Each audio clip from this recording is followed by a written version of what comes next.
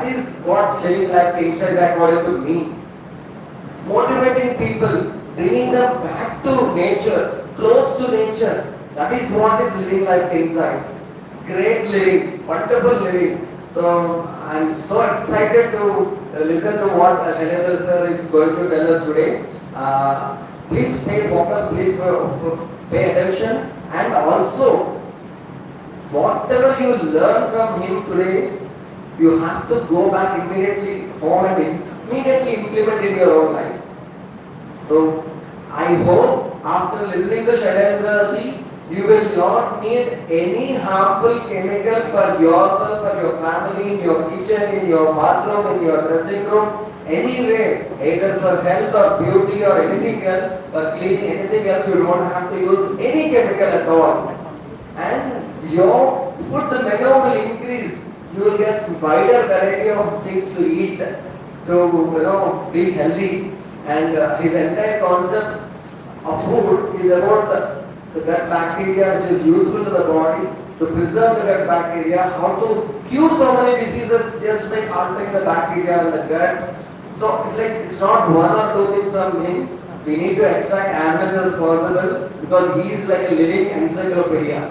So we need to, without wasting any more time, I request Shailendra to take over the dais and inspire our students and create many Shailendras in all the states, because these students are from Jammu and Kashmir, from Rajasthan, from Punjab, Chandigarh, from Madhya Pradesh, from Karnataka, from Tamil Nadu, from Andhra Pradesh, from Telangana. Many state students are there. So please sow the seeds of Shailendras, and we need more and more Shailendras in all the states of India and also all over the world. Thank you, Shailendra. Please come, sir.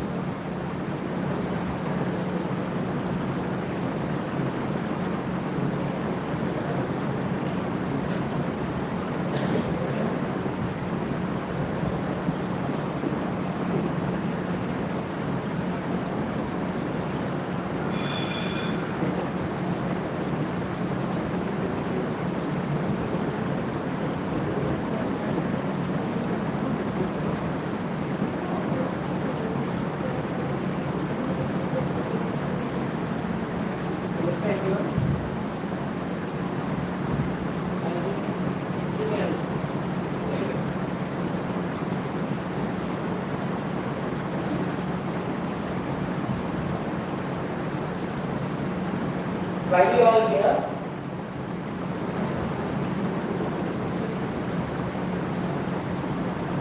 Why are you all here? Pardon? To explore many more things. Right. Actually, we are here on this earth, correct? So we are here on this earth to explore things, experience things, and become happy.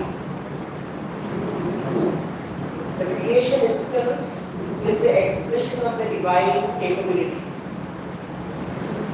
When normal human beings like us, individually, everyone is capable of something or the other, right? One may be good in medicine, one may be good in arts, crafts. Everyone has their own skills. No one is inferior or superior. Everyone is unique in itself. So when a normal human being like us has such capabilities, and when he expresses his capabilities, what he will get? Vaidyo Narayano Hari. So as a doctor, he is equivalent to the divine himself. Every being is divine. Right? So we are able to talk they are able to breathe. It's not the energy within us. We are only instruments. So what makes us when we help such people? What makes us when we express our capabilities? What makes us when we sing? Like suppose singing is our capability. What makes us when we sing? What makes us? Pardon? Louder please. Like when we sing, what it gives us? Happiness, right? So ultimately it's the happiness for which we are here on this earth. So when we have that happiness, when we have that capability and when we express and we get happiness, then wow, how about divine, who is the master of all the capabilities? Then he is also happy. So because he is happy, so he wants to make us happy, and he has created this beautiful creation. So creation is the expression of the divine capabilities. And he just didn't express his capabilities, he has created a beautiful harmony. Right? We can't just fly like a bird. We may mimic a bird, fly in an aeroplane, but not like a bird. At the same time, bird cannot do actions like human beings. So a sewage worker cannot do some works like an engineer unless and until he practices. At the same time, an engineer cannot work like a sewage worker unless and until he practices. So it's the mental barrier, like how I will go and clean the toilet. It's a mental barrier, but everyone can do every work. If he has that intention, if he learn, if he master the skills, everyone has that. But we are gifted with few things based on our previous birth's karma and the grace of the divine and the lineage from which we are born. Sometimes generation to like past generations, a family lineage will be doctors. So in that blood itself, we have that interest. Sometimes because of our previous birth's connection or grace, we choose this path, right? So whatever may be, but when we look to the present, we have chosen some profession, some work, right? So this is the contribution which we have to give to the society back. But we should not have that ego that we are doing. We are only instrument here that we are capable to serve the society, expressing that happiness and experiencing the whole creation. In that, there are different beings, including human being. There are different beings on this earth. Krimi, Kitaka, Pashu, Pakshu, Chera, Achera, stone, mountains, like everything. So now, every species is supposed to live. For that, there is a mechanism beautifully designed in the nature, interdependency. One species waste is other species food. Like we exhale carbon dioxide, trees will absorb that carbon dioxide, trees will give us oxygen, we will take that oxygen. It's a mutual dependency. So how trees are getting that energy? Like we depend on trees for everything, right? For food, clothing, shelter, for everything, for oxygen, prana, everything. Then how does the tree is getting that energy? Yes, from the soil. How the soil is getting energy? From the cosmos. Over a period of time, the earth has been formed. And constantly, like once you give energy, it will not be sufficient. Constantly there should be a recharge, recycle, right? Like if we eat once, it will not be enough. We have to eat daily, go daily. Like today, suppose yesterday how much quantity of you have consumed, solids and liquids together. If it is 100 units, how much we expel that out for the next day? 95 units, 50 units, 10 units or 100 units? Anyone?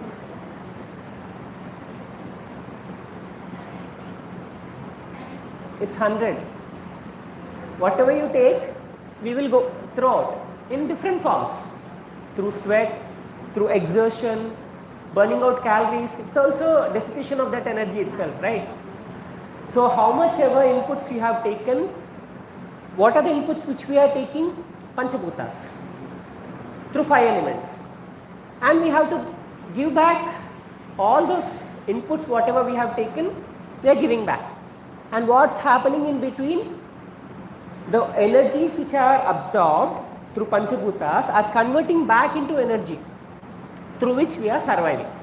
So that is a fuel for us, fuel for all beings. Like that, the earth itself is getting energy from the cosmos. So every star, planet, whatever are there in that constellation, every element is radiating certain frequencies. Like one may radiate iron, one may radiate calcium. Like we have a nomenclature, right? Animals or other beings are not breaking their head. They are living happily, peacefully, in harmonious way. Only we intelligent beings, we want to explore, and nothing wrong, but we are breaking our head. So for every good there is other side of it also, right? So we are breaking our head to learn something good. So every star is radiating certain frequencies which the earth is absorbing through sun and moon. And the nature itself is dual in form, masculine and feminine. Like that, every star, planet is masculine and feminine in its own nature. We ourselves are masculine and feminine in our own nature, right? So those frequencies are transmitted on this earth through sun and moon. Sun is Navagrahadipati, moon is Nakshatradipati. So all the feminine aspects are absorbed and radiated through moon on this planet earth. And all the masculine aspect of the stars and planets are absorbed through the sun and transferred to the earth. And on the earth, different microbial activity is absorbing those frequencies, and then it is making that soil. At the same time, the trees are absorbing that frequencies and synthesizing that light particles like photons into complex food, okay, simplifying that into its absorbable food, and that's how it is converting energy, and it is sustaining not just for itself but also sharing that energy to other beings in the surrounding. And one tree cannot take all the energies. Every tree is tuned to certain frequencies for which it can absorb. It cannot absorb all the frequencies. So one tree will be absorbing iron, one tree will be absorbing calcium, like that. But the same tree also needs calcium, the other tree also needs iron. So they mutually exchange with each other through a beautiful mycelium network colony which are connected with the roots. Everyone knows it. This is one level of sharing. The other level of sharing is through the integration of the microbial species, insect species, animal species, bird species. How? Suppose a cow is grazing a grass. There is a concept called survival of the fittest. Every being has a right to survive. If the cow is eating away the grass, grass will die. It also needs to survive. So what does the grass do? It will allow the cow to consume tender grass for its benefit, and in turn the plant, that grass, is getting benefit of the cow dung and that energies from that cow, or cow urine and gomaya, gomutra and all. So what it contains?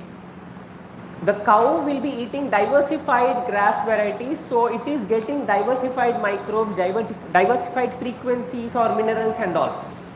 So which is accumulated in that dung, urine, and when it is falling on the earth, directly plant is not absorbing it.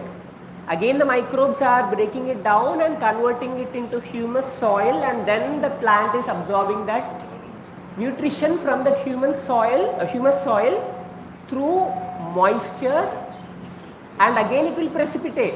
That moisture, whatever it is absorbing, it is only taking the frequencies, and again that moisture is evaporated. So ultimately this Panchabhuta is carrier of that energy.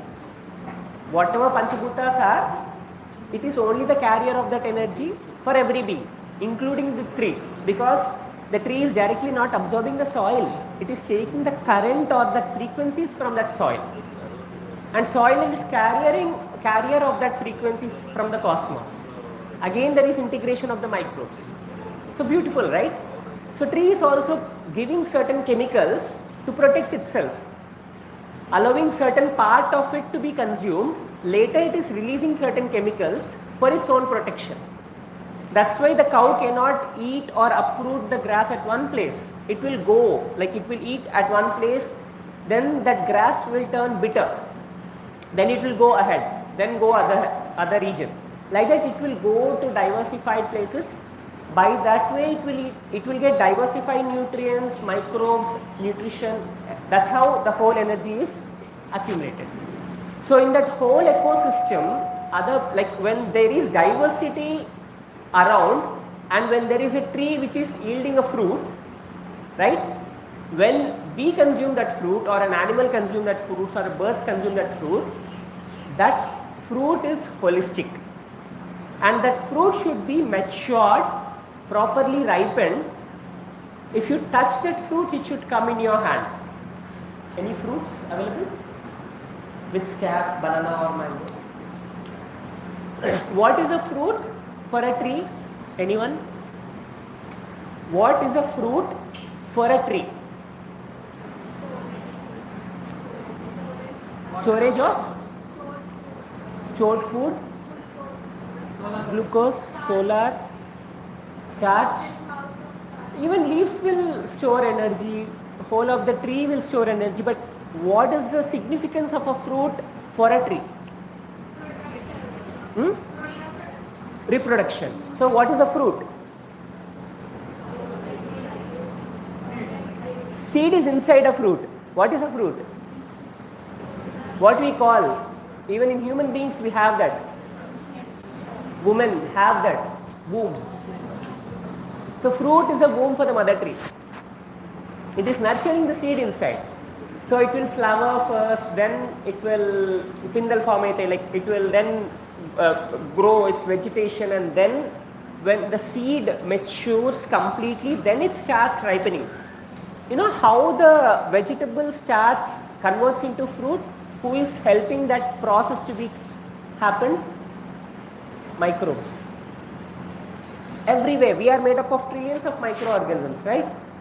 So the tree, when that vegetation is completely formed, it depends on the seed formation. Then seed will give indication that yes, I am ready now, I have formed fully. Okay, that stack is like an umbilical cord where the nutrition is passing through that seed.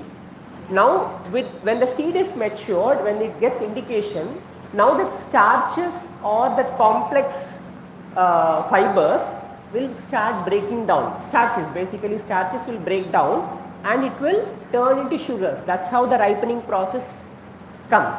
So it will release certain ethylene gases in that process, and when the fruit is ripe, that stack will separate. If you touch it, it will separate. But what we do? C-section. So before the fruit ripes, when we pluck it, we have to pull. So we are doing C-section.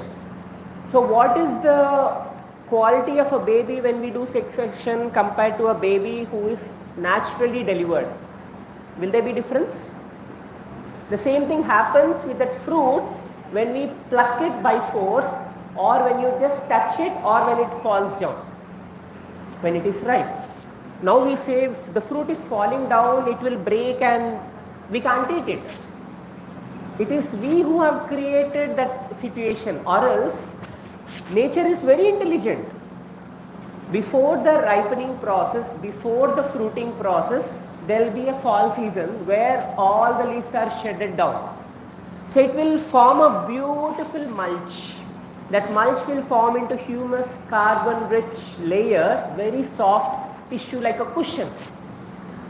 Imagine how the fruit will break or tear open when it is falling on that soft layer. But we want neatness, tidiness, and we just sweep around all the leaves, and it is exposed to soil, stones, and it will damage. Now who is the cause for it? We have ourselves, right? Okay, a banana would be a better example, but fine. So if you see this mango, so this is the stack. It's not coming out. It's hard. If you just touch it, it should come out. That is the stage of ripeness. But we are comfortably eating this fruit, right? Whatever. See, this all, okay, this we may not eat, but this fruit we eat. This is still raw. It's hard. Everyone can make out that it is not yet ripe. We have to wait. But if it turns yellow like this, yes, we eat. This part, this mango, anyone eats this stage? Anyone is aware? Still it should ripe little more. It's softer but still not completely soft. This is soft, but the stack is an indication. If you touch it, it should come. Means it's still in that process. So when the fruit is ripe, if you just touch it, it will come. But if you break open by force, this part, I took little pressure, this part will be green. It's not completely yellow if you can make out. Means it is not yet ripe. So this is the indication of seeing whether the fruit is ripe or not. Similarly, bananas. The stack of the fruit, if you just touch it, it should come out. If you pull it, that will cause indigestion, diabetes, acidity, that will cause bloating, obesity. A ripe fruit will never cause a problem, right? So Ayurveda says we are not supposed to eat raw food, 100% correct. We are supposed to eat sun-cooked food, which is fruit, cooked by the sun with the help of microbes. Okay? Now, we have a notion that microbial food is degrading. Not all microbial integration is degrading. Microbial food is tamasic. Not all microbial integration is tamasic. So there are different microbes which will play differently. Like curd. Is it sattvic, tamasic or rajasic? Rajasic. Buttermilk. Sattvic. Right? So ghee. Sattvic. Made from. If at all it is made in the right way. If it's not made in the correct way, then it's not sattvic. Okay. So milk again is sattvic. Again if it is taken in the right way. Okay. So again alcohol is tamasic. The microbial activity there is different. It's the same, different microbes, but the process is same, fermentation. So fermentation is a word generalized, but in fermentation also the vegetable inside is converting into fruit. That is also fermentation. Fermentation is an activity where the microbes are involved to convert the complex into simplified form. That's it. So not all fermentations are same. Every fermentations are different. So you have to go into deep what is being termed. Now we have Ayurveda. Will Ayurveda talk about medicine in the first place? No. Ayurveda talks about Ritacharya, Dinacharya, Prakriti, lifestyle. Medicine is only 10% of your text, if I am not wrong. I am not from that field, but if I am not wrong. It's only 10% of that. Even in the 10%, plant identification, medicine process, that whole will be covered. But 80 to 90% of the whole Ayurveda talks about lifestyle, Prakriti, season, those all things. But now what is Ayurveda in the present generation? It's all medicine, right? So if, see, thanks to this place who are emphasizing and educating other aspects of Ayurveda, right? So we need such more places where we can learn. Everyone are learning, but we are not focusing that much about all these practices, which are very important than medicine. When these practices are correct, we don't need any medicine. Now even in medicine, how the medicine is obtained. Now we have, for example, ashwagandha. What is ashwagandha used for? I don't know. Anyone? insomnia, BP, then pardon? Strength. Okay. Is there a difference in ashwagandha which is grown in a forest and an ashwagandha which is grown in a farm? So how in the forest there is diversity? In a farm, if you grow like an agriculture practice, then it is not diverse. So it is not diversified, that potent rich. But in that same farm, if you create a diversified environment like a forest, then it will have its potency. But still, it will not be like a deep forest. Deep forest ecosystem is different from the created forest. You may say that is 100%, this is 95%, but not like a farm. Farm may be 50%. Now, can we just pluck ashwagandha anytime? So there is a season, moon sign, right? We follow that. Then only that value will be more. Then can you just take it? We have to request it. Show our gratitude. Why that requesting? So when you are requesting, the plant will not go under shock. So it will give you all its energy for the beneficial of the society. If you are stuck, if you are cutting without taking the permission, if you are just plucking out, it will be under shock. So that nutrition or that energy, whatever it has, it gets disturbed. So we will not get that whole. Then after getting that ashwagandha, what we will do? We will make some medicine. What is the process involved? Making kashaya or drying and making powder. So earlier we were doing all these traditional practices. In the modern time, we use dehydrators, high temperatures. Is there anything difference between a gas and firewood? Any difference between a gas and a firewood?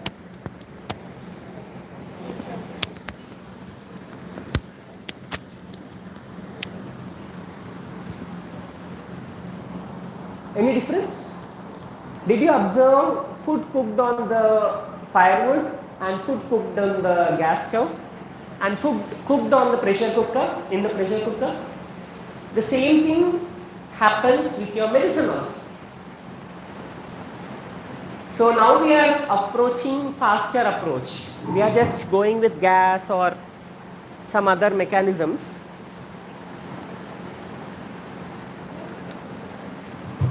So we are going with conventional, like whatever is convenient for us, we are adopting to that. So here if you see, we need Agni for extracting certain compounds from that Ayurvedic compounds. Already we have Agni in our digestive system, then why we need external Agni? We can directly eat that, right? We can directly chew that leaf or a bark, or like can we digest rice grains at least, dal at least?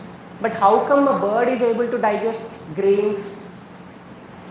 Because the digestive fire of the bird is different compared to the digestive fire of human beings. So birds are designed to digest that grains. Again, why? There is a survival of the fittest concept. If the grain is eaten away by the bird, then the grain will die, or that energy will become part of the bird. But grain's nature, what is the grain's conscious nature? To become a plant. Grain is a seed. Seed's nature is to convert into a plant. Then if the bird is eating away that seed, then how the seed will form into a plant? The bird cannot digest the strongest seed. The bird can digest only the weak seed. The strongest seed is protected by its own phytochemicals called anti-nutrients. So that will come out through its poop and that will be growing back into the plant. That's how the birds are helping in propagation. So when it's eating the grains, few seeds only can be digested. The seeds which are strong and potent will be passed out through its intestine, and that's how it will help in propagation. And there are many seeds which you sow, it will not germinate. Only the seeds will germinate only when it is passed through that bird's digestive canal. What will happen is when the bird is consuming that such grains, in its digestive canal, it will clean up all those protective phytochemicals called anti-nutrients and complex cellulose compounds which are there for its protection, and when it is falling on the soil, it is ready to germinate. So there the microbes are involving inside the gut of the bird to remove that protective coating. The same thing is happening in the soil. If the environment is right, if the microbial activity is right, bird's integration is not required. Even that seed, when it is falling with right microbial activity, that anti-nutrients are being leached out, and then it starts sprouting. So by nature we are meant to eat fruits alone. Human beings are designed to eat fruits alone. But we individual beings who are gifted with that freedom by the nature, no other beings are gifted with that freedom. Every other being focuses and lives its life with its instincts. Only human uses his intelligence and instincts, and with that freedom, we started misusing that freedom and going against the nature's law and facing all the consequences what we are facing in this modern generation. There is advanced medical system, but there is no root solution till now, right? So even in allopathy, the same problem. Even in Ayurveda, even in Panchagavya, can you tell me that we can give 100% benefit? Not completely, right? Okay, there are karmic thing which is not in our hand. If we keep that karmic thing aside, can just a medicine give that solution? It can support. It can support the healing process naturally. But we can't just give that medicine. There is combination of the medicine, dosha nivarana of the medicine, prakriti of the medicine. If you just take that herb directly, there are a lot of tannin compounds in that medicine, like a bark. Bark has tannins. Leaves has oxalates.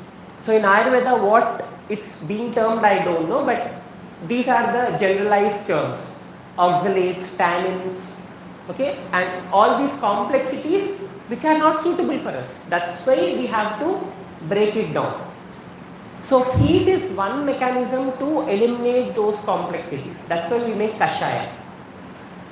But with heat, we are losing certain potency. It's not 100% anymore when we are encountering that medicine on heat. On firewood, the calorific value is 800 calories. On gas, the calorific value is 12,000 kilocalories. Science says, I am not telling. So when you are exposing your food, it may be rice or a medicine, to be formulated on a gas stove, that's why the potency is reduced. So what the texts tell, like Charaka Samhita or whatever books text tell, if you follow the same thing, it will not work. The dosage has to be varied according to the practice which you are formulating. The invisible factor which we are not perceiving here is fuel. Firewood, gas. Containers, aluminium, steel, brass, mud. Container matters. How? With the heat transfer. With the heat transfer, the properties of the medicine changes. That's why brass at least, or clay, or iron. Steel also affects. Then what else? Aluminium is worse. It will leach. Steel also has harmful chemicals like chromium, nickel. These all things are harmful for us. But only it is non-reactive to that medicine. So you have to think in this level. So container, fuel. Now if I tell you in the same Ayurveda there is a practice of retaining the potency, asavas. Arishta again we have to boil and then make the extraction of that microbial thing. But asavas, without boiling, you are fermenting and then getting the extracts. So these things, how many of you are practicing making asavas, or you are aware of making asavas? No one? You have read about asavas, right? So asavas, arishas are preparations which are made in the process of fermentation. So like how I came across with these practices.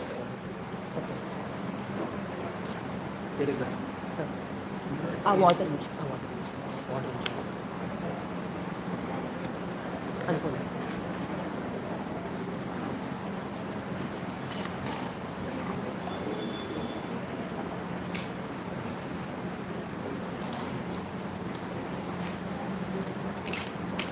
Okay, nature has preserved little water. This is the pond water which sir was mentioning about, the Jiva Jalam which was there. So I will use this little water. So what I was telling, asavas. So the practices whatever I learned is the grace which I got from my Guruji. So my Guruji, Sadguru Sai Kumar Babaji from Sai Gita Ashram, Hyderabad. So he is Ayurvedic doctor. He started his practice at his age of, actually since childhood he was giving medicine, but he started his practice at the age of 14 or 16. So he got, he was there with his Guru in Kerala from the age of 11 to 14 for 3 years, and upon his Guru's advice he had been to Bihar and did his Ayurveda and finished his education at the age of 16 itself. So that time it was different, like back then 70 years back.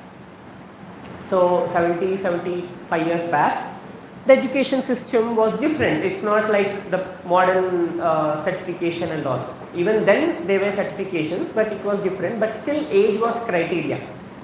So his age was early to be admitted, but he was helping that university, that college principal who was suffering with some problem for 20 years.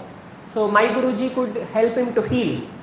So as a special case, they took him and he got certified. Certification is basically helpful for the society, for recognition. But otherwise, if you are master in a subject, no certification is necessary.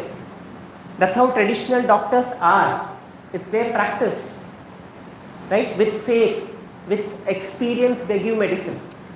So now, he was practicing his Ayurveda, and my Guruji has an ashram where there are more than 500 varieties of divine, spiritual, medicinal trees at one place. So I was blessed to have been exposed to all those things since my childhood, because I was connected with him since my grandparent times. So since childhood I was connected with him. So I was listening to all his discourses since my childhood, and I was learning yoga, asana, pranayama, meditation, healing, all these practices from him about plant identification. And also I had a chance to serve in the ashram, so I had a chance to serve in Ayurveda pharmacy also. So I was observing everything, whatever. I don't know what they are doing. Like if something is being told to get, I used to get. If something has to be churned out, pounded, I was helping. So that's how that seed got into me. So from then I was observing. Then later on my interest was towards engineering. I was doing my engineering along with all these nature view practices, natural lifestyle practices. So in every satsang, whatever he used to tell, I used to absorb it. Like in one satsang he used to show grains are birds' food, but we have adopted it. Then the question started, then what is our food? Grains are birds' food. Yeah, it's true, we can't eat grains like a bird. Since then I started thinking. Then he was in one satsang, he used to tell Bhumi, like earth is like mother. Earth is like Mother God. We are walking on the earth. So while coming from school, I used to think like if I stamp on the grass, like plant is living being, it's like disrespecting. Then on the road, like I used to walk on the footpath, even that is stone. It is also earth. Then Dambar road, like ultimately it's the earth. Then I used to think, anyway, it's inevitable for us to step on the earth. From then, the moment I get up, I take forgiveness from the earth. I show my gratitude that the earth, like Mother Earth, which is bearing me, bearing my sins and strengths and weakness, whatever, many births. So showing that gratitude and asking that Mother Earth to protect me in my all steps, so that I don't deviate from my path. Then what will happen when you set your intention like that? Every step you will get the guidance from the Mother Earth. You will not take wrong steps. The moment you even, like mind is just inputs, it will just process the inputs and it will do. It cannot differentiate between right and wrong, like vichakshana. Mind can just take the inputs from the senses. But whenever you take wrong steps, if you set your intention, automatically some frequency will be guiding you. No, be careful. You are deviating your path. That's how you will get protection. That's how you will get guidance. So what happened once my Guruji was asking one, like I had a chance to go into ashram. I was working in IT for 5 years, parallelly serving the ashram. Then I got a clarity from my Guru about my path, but he told there is a time for that. One fine day he accepted and gave me a chance to be in the ashram. I was there for 10 years. So I was traveling with him to different places. In one satsang, he wanted to show Rudra Benda, Kangi. How many of you know Kangi plant? For scorpion bite, Kangi, Rudra Benda. So he wanted to show that herb. And I was new at that time. I know if I see the plant I can identify, but out of 100 it's difficult for me. Like if I have to go and search, it's difficult. But if you show me, yes, I can validate, yes, that is the plant. So he sent me a local person, because local person couldn't know that name. So I was walking by a river stream. Two sides there were some bushes, some trees around, some plants. I was walking, and at one place my legs became heavy. I couldn't step further. I had intention that I have to get that plant for my Guru, that's it. Now all these guiding forces are helping me. I was just going with a neighboring person who is local, but local person is not aware of that. He is just coming, accompanying me. My legs became so heavy, I was wondering why. I was looking here and there was no wind, one plant was shaking. It was like maybe little far, it's not very near also to the eyesight. It was very far, but I could see only that plant is waving, there is no wind, no other plants are moving around. I felt there should be that plant. I just went near, tears rolled on my eyes. I don't know the medicine, I don't know the plant name, I didn't know that it is the same plant. But who is guiding me? Of course, Guru Shakti. Here, the earth, the light, whatever, the wind, these are all Panchabhutas helping me to get that plant. So I requested and got that plant. So that was my experience. Like how these energies are helpful for us in healing. So when we have to heal someone, this background is also important. Not just getting a medicine and prescribing. Now, in the present scenario, we can't make medicine and we can't practice at the same time. Now what we can do? We can set an intention. Oh God, let this medicine be a tool for him to get healed. Of course, a doctor have that intention. That's why my Guruji, though being Ayurvedic practitioner, he also give allopathy sometimes for required situations, because we can't be rigid sometimes. So when my guru prescribes some medicine, allopathy also, I will not. We don't take allopathy medicines since childhood. But if my guru gives, we don't even bother. We just blindly take. We just take it as an instrument. That's it. So when we have that intention and give that frequencies to that medicine, automatically the harmful effect also gets nullified. That benefit is there in that thought, in that intention. So background is all these things, medicine preparation and all, but ultimately this also plays a role, the divine power. That's why holistically we have to see through it. So that's how I got exposed to Ayurveda, and I'm not, since I was from IT background, I had that attraction or attachment to computers, searching, browsing and all since past. So I used to know more about, if I encounter some practice like Kashaya, I will go through what is Kashaya. If I go through some plant, I go through what is that plant, benefits and all. That was my nature.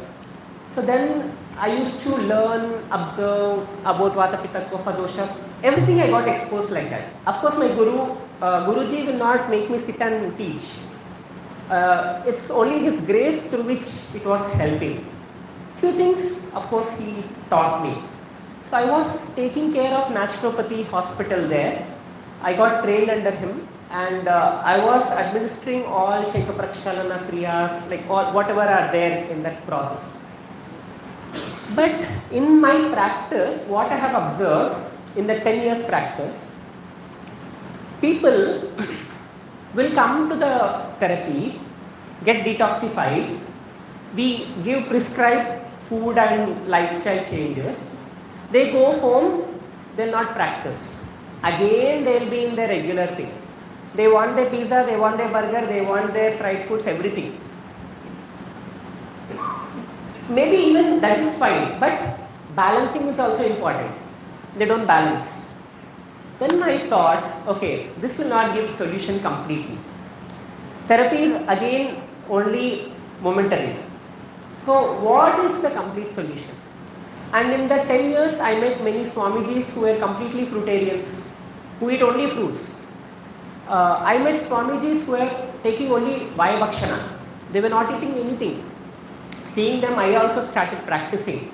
Is it possible really? I was on fruits. I could stay for 3 days. After that, I was not able to. Maybe it was, more practice was required, more awareness was required, but I was trying to practice many things. Then 10 years I was occupied with many things. I didn't have time completely to practice. But after 10 years, when I have to come out from the ashram, I was in my isolation. So I was doing my Ekanta Sadhana, introspecting, connecting all the practices, all the teachings since my birth, since my childhood, and from other courses like, I have done some courses on permaculture and some other things. So then I started connecting all the dots. So when I started connecting all the dots, then I got a clarity and I framed out and I started practicing for myself. Then I started being on fruits. For 3 years I was on fruits completely. Not all at once, transitioning. So then if I am on fruits, I am very happy, but how can I help others? I can't just tell to people to be on fruits. It's not that easy. And it's not that easy to come out of cooked food. Then I started experimenting first on cooked food. Why? Traditionally, the practices like those aged people, they are still strong. Youngsters are having a lot of problems. What's making the difference? Then I understood fire. I understood containers, of course, from Raju Dikshit ji, I understood about fire, but I went little more deeper in every aspect. So what is the science? Firewood, containers. I took references of people already who have researched and I have started putting my thought behind it. Now some people say not to use salt. Some people say If you don't use salt, it's problem. Use Saindava Lavanam or Samudra Lavanam or not refined salt. You know how refined salt is made? It's a petrochemical, you know. How can be a petrochemical be a salt? How can we extract petrochemical and make salt? So whenever you are you know the difference of water, like top water, 100 feet water, 1000 feet water, right? There is difference in that saltiness, hardness. So if I have to talk about life cycle of water, we are meant to drink rainwater, right? Rainwater is subtle. Then when the rainwater is passing through the streams, plants and stones and pebbles, the water will absorb memory, like water has memory, it will absorb the frequencies from the stones, and that's how the water tastes mineral water. Like spring water has a very unique. Rainwater TDS is 0. Cleaner area, like city area rainwater will be having little TDS. TDS means total dissolved solids. Okay. So it will have certain pollution, so some TDS will be there, but from a cleaner area TDS will be 0. The moment rainwater falls on the soil, it will have minute TDS. It will take frequencies from the soil, stones, from the plants. All the herbal infusions will be there to that water, and that is the spring water. Okay. So this spring water has frequencies of all those minerals, along with that microbes. Now just imagine you collect that spring water. We have this ritualistic practice by collecting Ganga water or spring water, and we take that tirtha, we mix in water, or we take bath with that water. This is the traditional practice. You know what will happen with that? It is transferring that microbial activity, that frequencies into this water. Now suppose if you take your regular water and add that spring water little bit, this water structure changes completely. You know, there is a structure of the water. If you crystallize the water and keep in the freezer, like if you keep in the freezer to crystallize the water and see that water molecule in the microscope, there will be a structure. So bore water structure will be different, spring water will be different, right? So now we don't have microscope, but we will try to see the energy of the water. I need any I need any volunteer. I want to demonstrate something on water. Anyone can come forward? Anyone? Yeah. Yeah, you can ask. One more from ladies, like inkokaru. One more person? Yeah. One more from men. So what we will do, there is a science called kinesiology. How many of you are aware? Kinesiology, body kinetics. You can search in Google. So based on the thought, the dress you wear, the environment where you are, there is a energy difference in the body. So it will reflect through your muscle. That energy variation will reflect through your muscle. So kinetics. Okay. So now we will try to measure the energy of a person in the normal scenario. Okay. Then we will make some difference. Like suppose we will make them drink water and see the difference.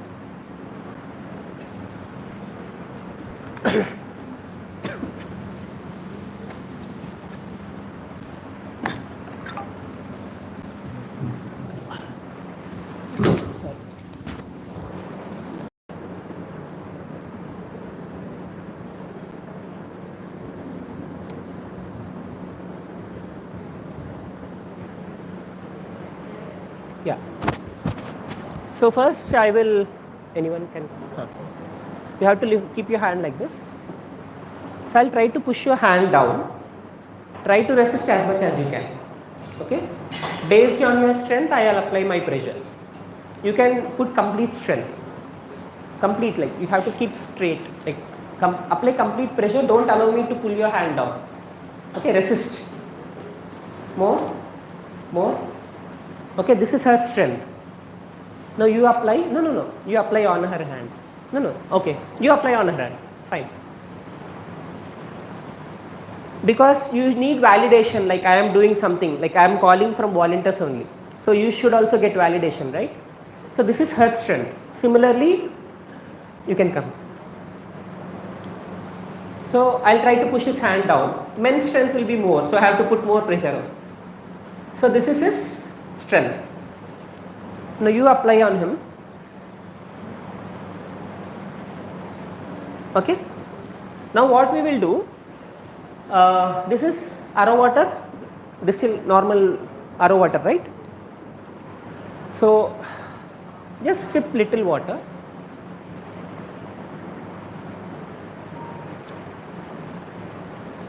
Now keep your hand. Just try to see the energy difference. We are not trying to show our strength and get some prize award here. We are trying to observe the difference of energies before and after. Okay. I am using one finger. I could easily pull her hand down. Again. Right? You can also try. Okay. Now you drink, sip little water. We all drink RO water, right? We want clean water. Okay, we want only Bisleri water or Kinley water or whatever brand or Kent water. Okay. Now you try to. Could you see the difference? Okay, before showing them. So this is the water, borewell water from Arogya Datri. Normal, the water which is there in the pond, bore water, right? You sip the water.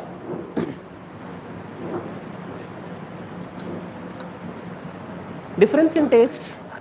Which one you feel good? This one, taste wise. But feel wise? Feel wise, taste wise. Okay. See, I asked two things, taste and feel. Taste, we get misguided with taste. Feel can't be misguided. Okay, feeling is from heart. Now, see the difference. She could resist. Compared to before, she could resist. Right?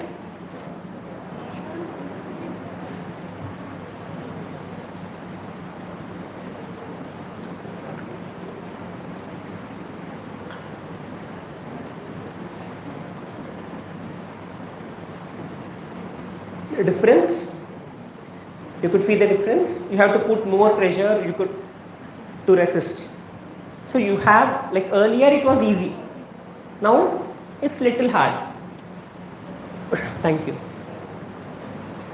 So okay, one more time, like you can, only one, because I have less water now. Okay.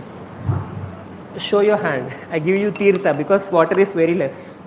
Oh, already I have shown you. Okay, I have to take, I will show on them. Okay, thank you. So this is comparing the difference. Now what I will do, so I will make you drink this water.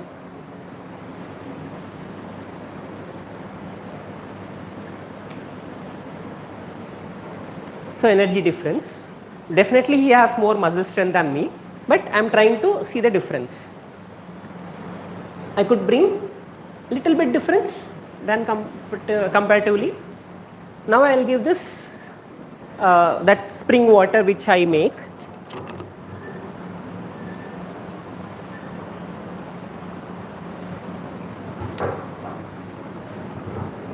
How much he had? Very little, right? Now see the difference.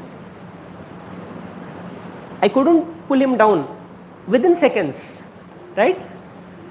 So that's the power of nature. Okay, that's the power of nature. Thank you. I need 2 more volunteers. Initially I asked, no one were coming. Now everyone wants to come. Okay, you have phone? This one? Okay, fine, let it be. We can't be without phone, right? We can't be without phone, right? So, phone is the best friend for us. Most worst enemy also. And we can't leave phone while sleeping also. We keep phone beside us while sleeping also. The moment we wake up, we want phone, right? We'll see what the phone does to us. So you try to apply pressure, like keep your hands straight, try to apply the pressure, and you try to resist as much as you can. Okay? Now hold that phone. You want to apply more? Okay. Before that, you can put more strength. That's it? Okay. Hold the phone in your hand, this hand. Now see the difference. Now try to. The moment we hold, now someone call to this number. Anyone? You make a just call. You dial some number from this. So without network, without even switching on the phone, just holding the phone. Now when we make connect network, now see the difference. Easier than keep the phone aside. Now check.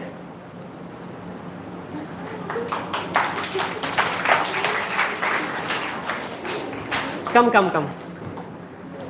So now this is bioenzyme. This is bioenzyme which we'll be learning in the afternoon session. Yeah. You just apply little bit on your hand. Just apply. Yeah. Now hold your phone. Yeah. Now try.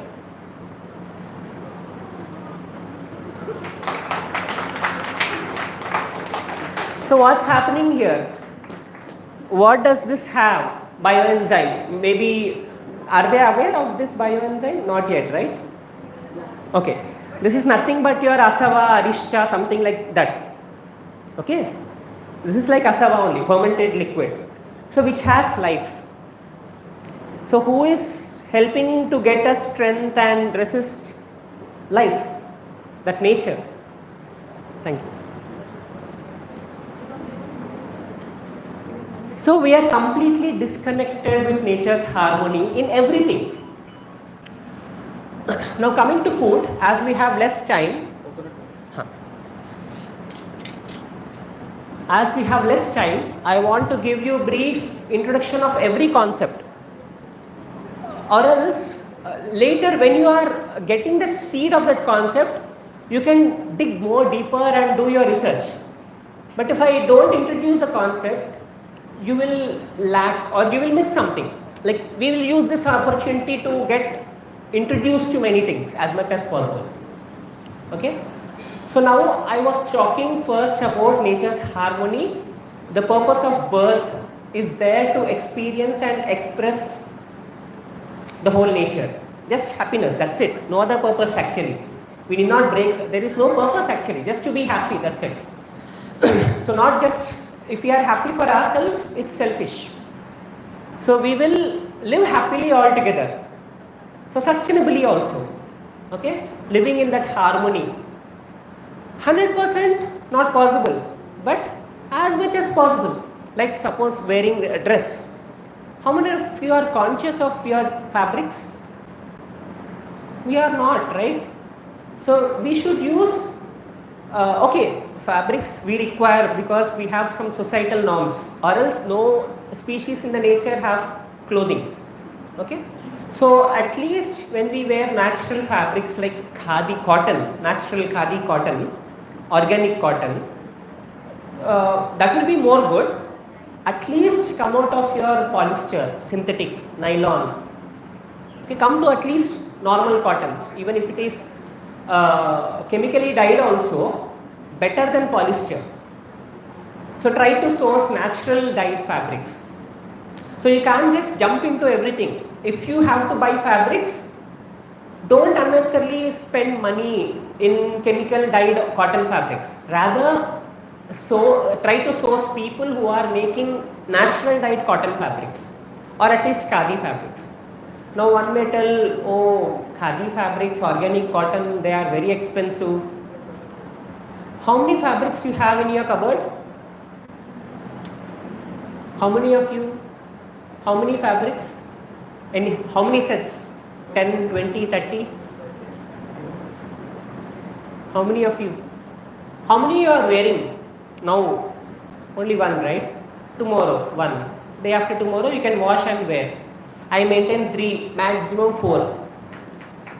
That's it. How many you require? I have 2 still spare. 6 years back, I asked my weaver to weave fabrics. So 3 fabrics I use. One I will wear, one I will wash. In case there is no sun, it will take longer time. So I will have spare. So still 2 new fabrics are there. So how many we need? Oh, how come, like if I am wearing same fabric, people will be asking me. It's a social norm. Like how many times they will ask. I am wearing the same fabric. Like I don't wear colored fabric because I couldn't get natural dye colors once upon a time. Now I could source people. But this khadi, like this is Kora. White is blend of all colors, right? White is blend of all colors. So now I am very comfortable. How to maintain? I don't even use any chemicals to wash the fabric. Not even bioenzyme, in fact. Of course, I will be telling you some solutions of how to make natural cleansers also. I just use water. Then what about stains and all? Anyone can challenge me that there is a stain. Even if I apply soap, this stain will not go. I have to bleach it. I have to use chemical. Then also stain will not go. Stain is masked. Stain will remain. Stain is getting masked. Means because of that bleaching agents, the stains will get masked. That chemical effect. Stain will never go. So if the stain has to go, naturally it has to go over a period of time. Then why we should bother? That bleaching effects will be more harmful for the skin. Polyester fabrics will be more harmful for the skin. It will be obstructing your skin pores. We are trying to use all Ubatan powders which Dr. G is giving, and again wearing polyester fabrics and blocking our skin pores. So he is trying to help us to open our skin pores. We wear polyester fabrics to close our skin pores. So we can't breathe again. It's not just from the nose we are breathing. Whole skin is the biggest organ actually. It's breathing. Skin is connected to lungs directly. So fabrics is also important. So living consciously in every level is important.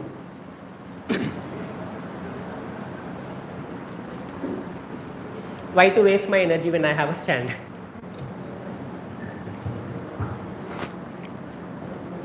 So now, is the phone bad?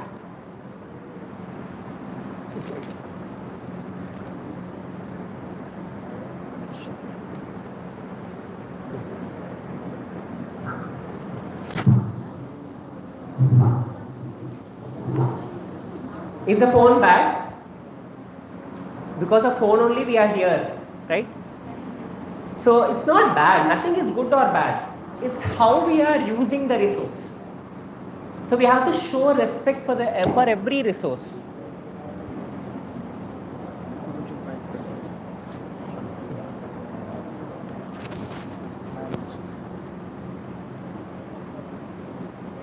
Yeah. So we have to show respect.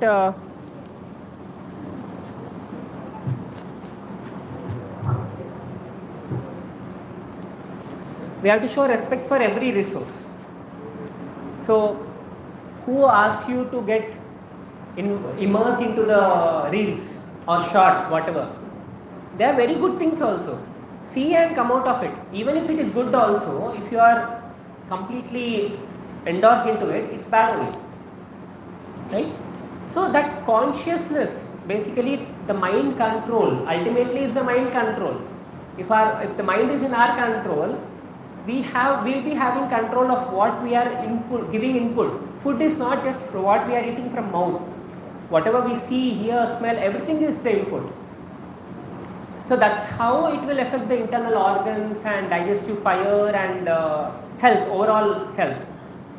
So now, there are only 3 reasons for any disease: toxic accumulation, improper nourishment, overuse and misuse.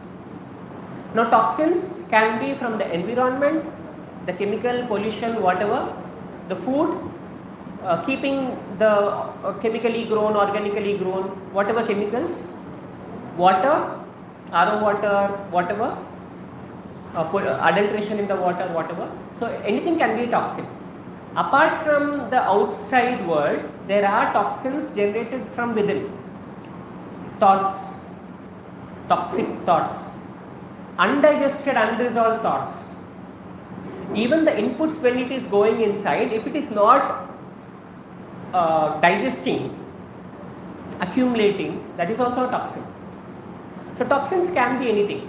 So ultimately toxins are called as ama in Ayurveda. Okay, ama dosha. At what level, what dhatu? So whatever inputs we are giving, it's coming out. Then what's being absorbed is energy. That energy transfer, see, it's transferring to sapta dhatus.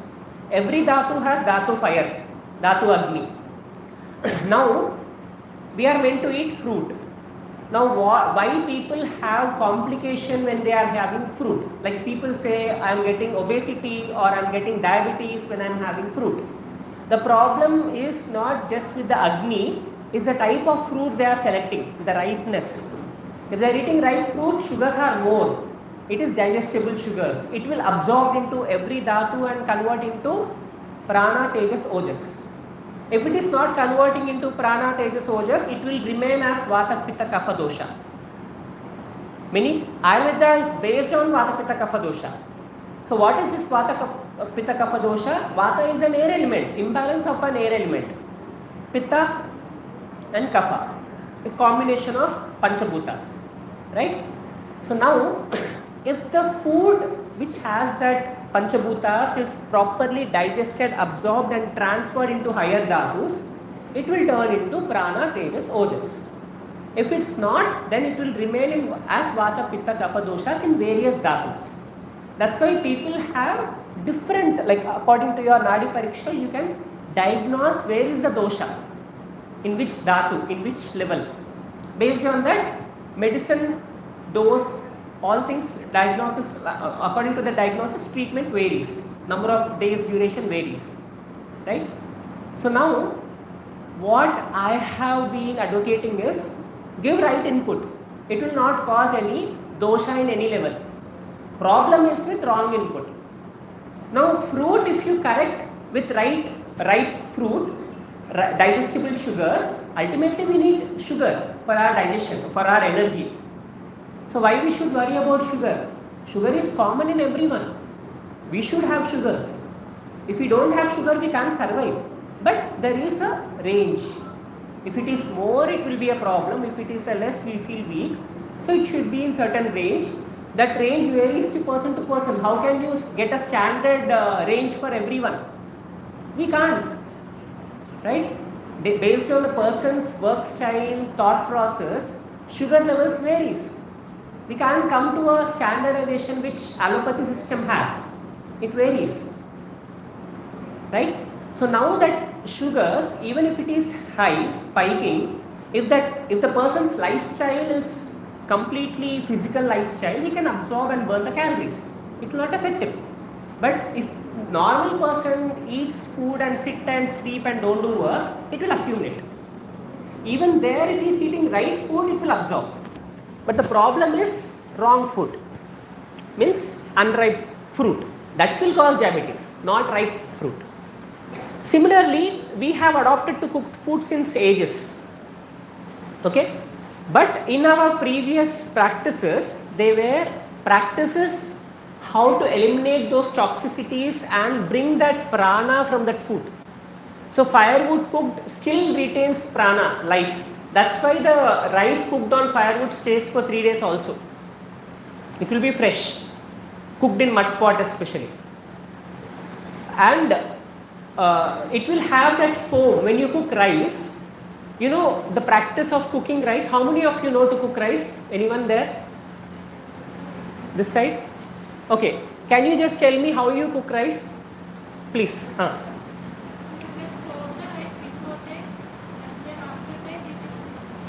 How many hours you soak the rice? 8 hours. Which type of rice you use? Red rice. How do you cook? Which container? Okay. No pressure cooker. Okay. Then you'll cook, that's it. How much water do you add for cooking rice? 8 times. And that's it. You consume after cooking. Okay. Thank you. Sit down. Anyone this side? Any one of you? How do you cook rice? Yeah, please. Can you come closer, please?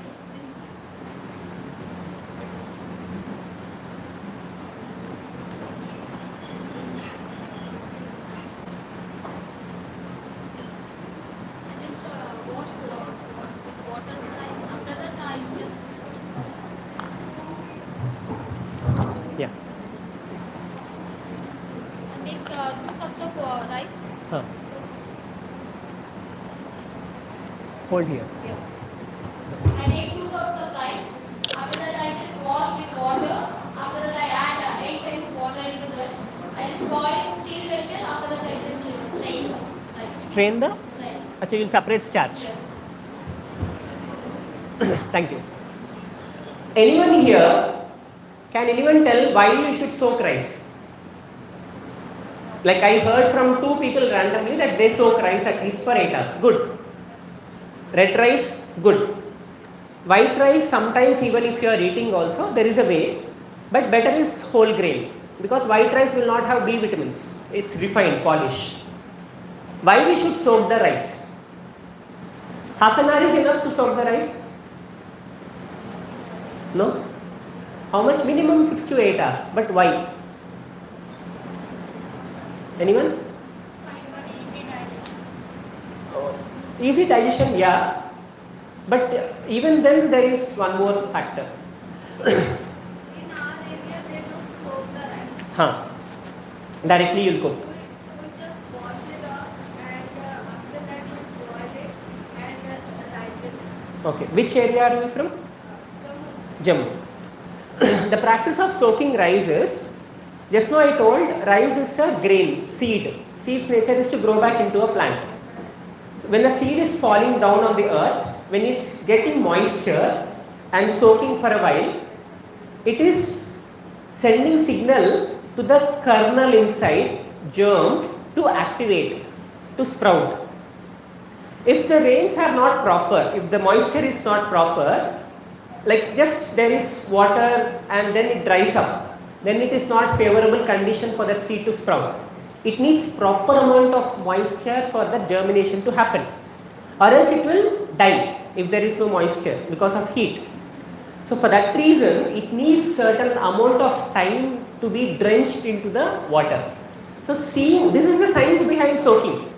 Why, when it is soaking, the anti-nutrients, the protective chemicals which is there around the brown seed, like red rice, brown rice or millets or whatever, it's leached out into the water. The amount of soaking time is very important to leach those anti-nutrients. But even then, even after soaking for 8 hours, only 50% of anti-nutrients will release, because still seed has not germinated and grown into a plant. Still it needs chemical compounds to be protect that seed. So now once it gets sprouted, more 20% will leach.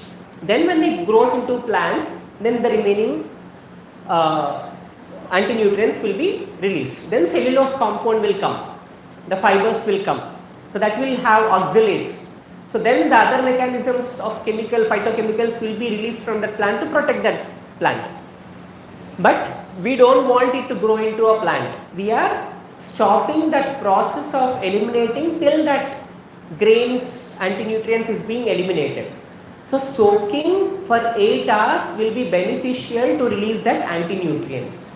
Now should we use that soaked water for cooking, or we have to discard? Anyone? Because when you are soaking for 8 hours, anti-nutrients will be there in that soaked water. So when we are cooking, all those anti-nutrients are coming back into our food. So should we consume, should we use that soaked water? No. So if you are throwing out the soaked water, then you are also losing vital B vitamins, because B vitamins are water soluble. So when you are soaking that whole grain, which has B vitamins compared to white rice, every individual grain has diversified B vitamins. Like red rice has certain B vitamins, black rice, mineral composition, vitamin composition varies. So some grains has thiamine, folic acid, different B vitamins will be there in different grains. That's why we are supposed to eat diversified grains, diversified whole grains. So soaking is good. It will eliminate anti-nutrients, leach out, but at the same time B vitamins also are lost, some portion. That's why we should not throw. Then what about anti-nutrients which are leached? So only while soaking there is a practice of adding the microbial content. Oh. Rice soaked water? Rice soaked water. Washed water. So when we soak the water, you can see bubbles after 8 hours. The rice, when you are soaking, the bubbles are coming. So this is the indication of vayu, air element, and microbes. Because of the microbial activity, there is bubbles. Okay.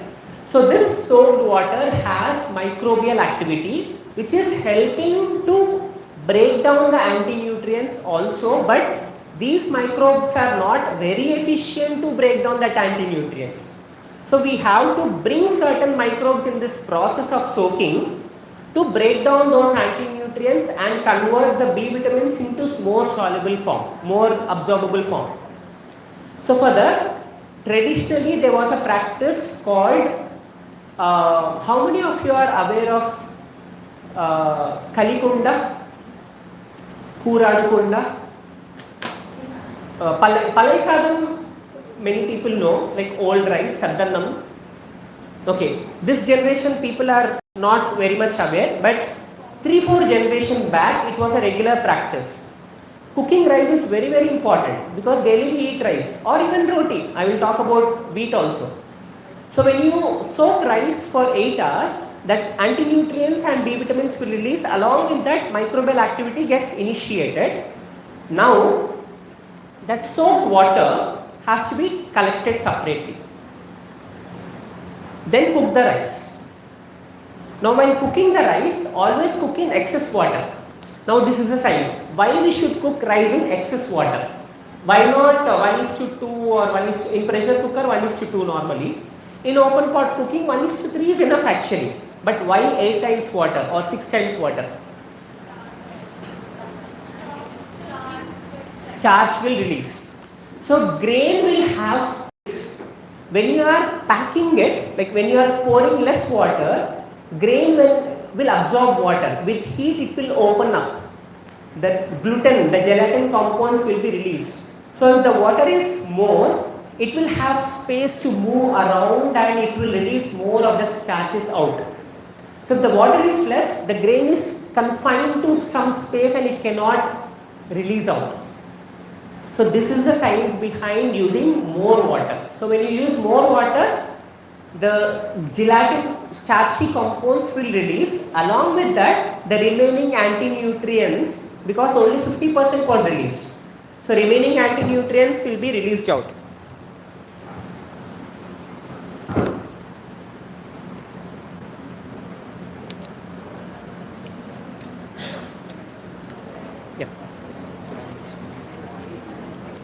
Yeah.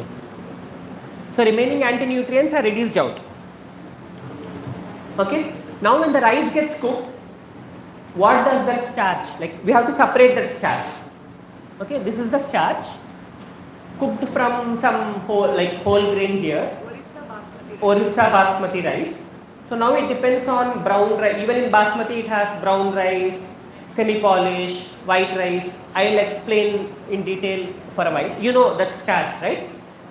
Now that starch has B vitamins, complex carbohydrates and anti-nutrients, but lacks microbial activity. It's cooked. So there is no life. It's very potent. When we consume that, Ayurveda prescribes ganji during fevers, but that is complex. The traditional practice of prescription of ganji is fermented ganji.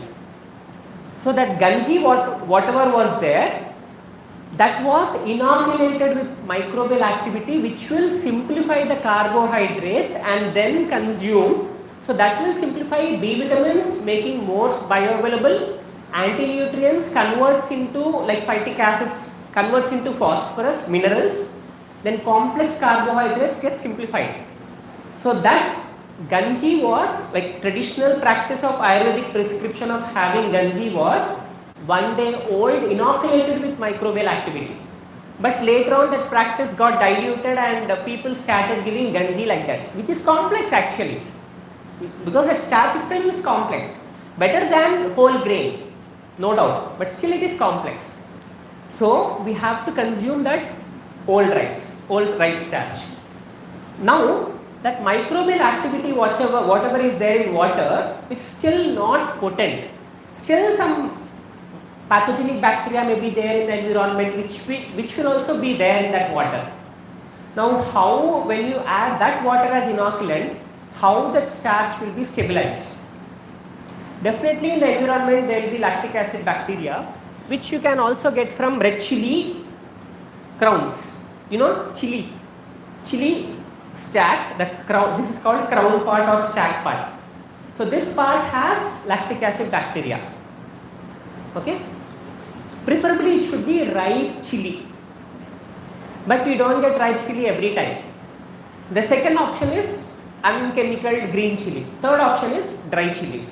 So this also has lactic acid bacteria, but still it will not be potent. So the traditional practice of inoculation was stabilizing the microbial activity, which even in the modern scientific microbial lab or fermentation labs, that 7-day process is being adopted. Why 7 days? So what's the 7 days process is? Daily you have to separate this starch. Initially first day add an inoculant of that soaked water. Initiate the microbial activity. So what the microbes will do, it will break down that complex carbohydrate. That carbohydrates turns into sugars and acids. Depending on the microbial activity, it can turn into alcohols also. But here, initially it will not turn into alcohol. It will turn into acids. Okay, that's why they make alcohol from rice starch also, no? Rice beer and all. So here we are making it acidic. So what they do, daily they will take rice starch, they will add the previous day's fermented starch. First day we have to add rice soaked water, chili crowns like initiation. 8 hours rice soaked water, whole grain rice soaked water. Second day, allow that rice starch to get fermented, then cook again the second day rice. For cooking rice, soaking rice for 8 hours is must. Like that, follow the consecutive days. 7th day, 6th day starch, like fermented starch as an inoculant. Then 8th day your starch will be ready to consume. So traditionally people used to have a pot. They used to apply chuna, turmeric, and they decorate with haldi kumkum. Okay, why haldi, turmeric has antibacterial property. So later on people started thinking, oh, this is all superstitious practices, and they stopped practicing it, some people. Or some people started, oh, it's too complicated, who will follow, why we should follow. Then slowly, we didn't got reasoning. The cultural practice has a science, but it was not being told. Because we didn't have that reasoning, the science behind it, later generations started deviating from it.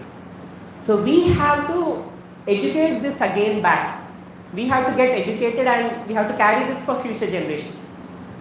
So now that starch, the 7-day-old, it will turn acidic. In acidic environment, outside the body, pathogens cannot survive. That's why we use acids to clean But inside the body, acidic environment will be tried to grow the pathogenic bacteria. Agree? So now outside the body, we are making the concoction acidic so that pathogens will all die. Only that stable lactic acid resistential bacteria remain. Now that resistential bacteria depends on every region. How many of you set your curd at home? Okay.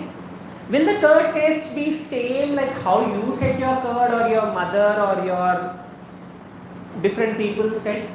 It will be different. It depends on your local microbiome of individual. Okay. Same milk from the same vendor, same farm, two houses, curd will be different. Two people setting curd will be different. Same person, different emotion state, curd will be different. When you are agitated, curd tastes different. When you are very silent, calm, curd will be different. Have you noticed? Noticed? So microbes change according to the state of mind also. That's why cooking was like a custom, muddy, achar, these all things was not being given just like that. Muddy is for your mind, not for your body. Muddy means, okay, we have to wash clean clothes and no one should touch and we have to wear.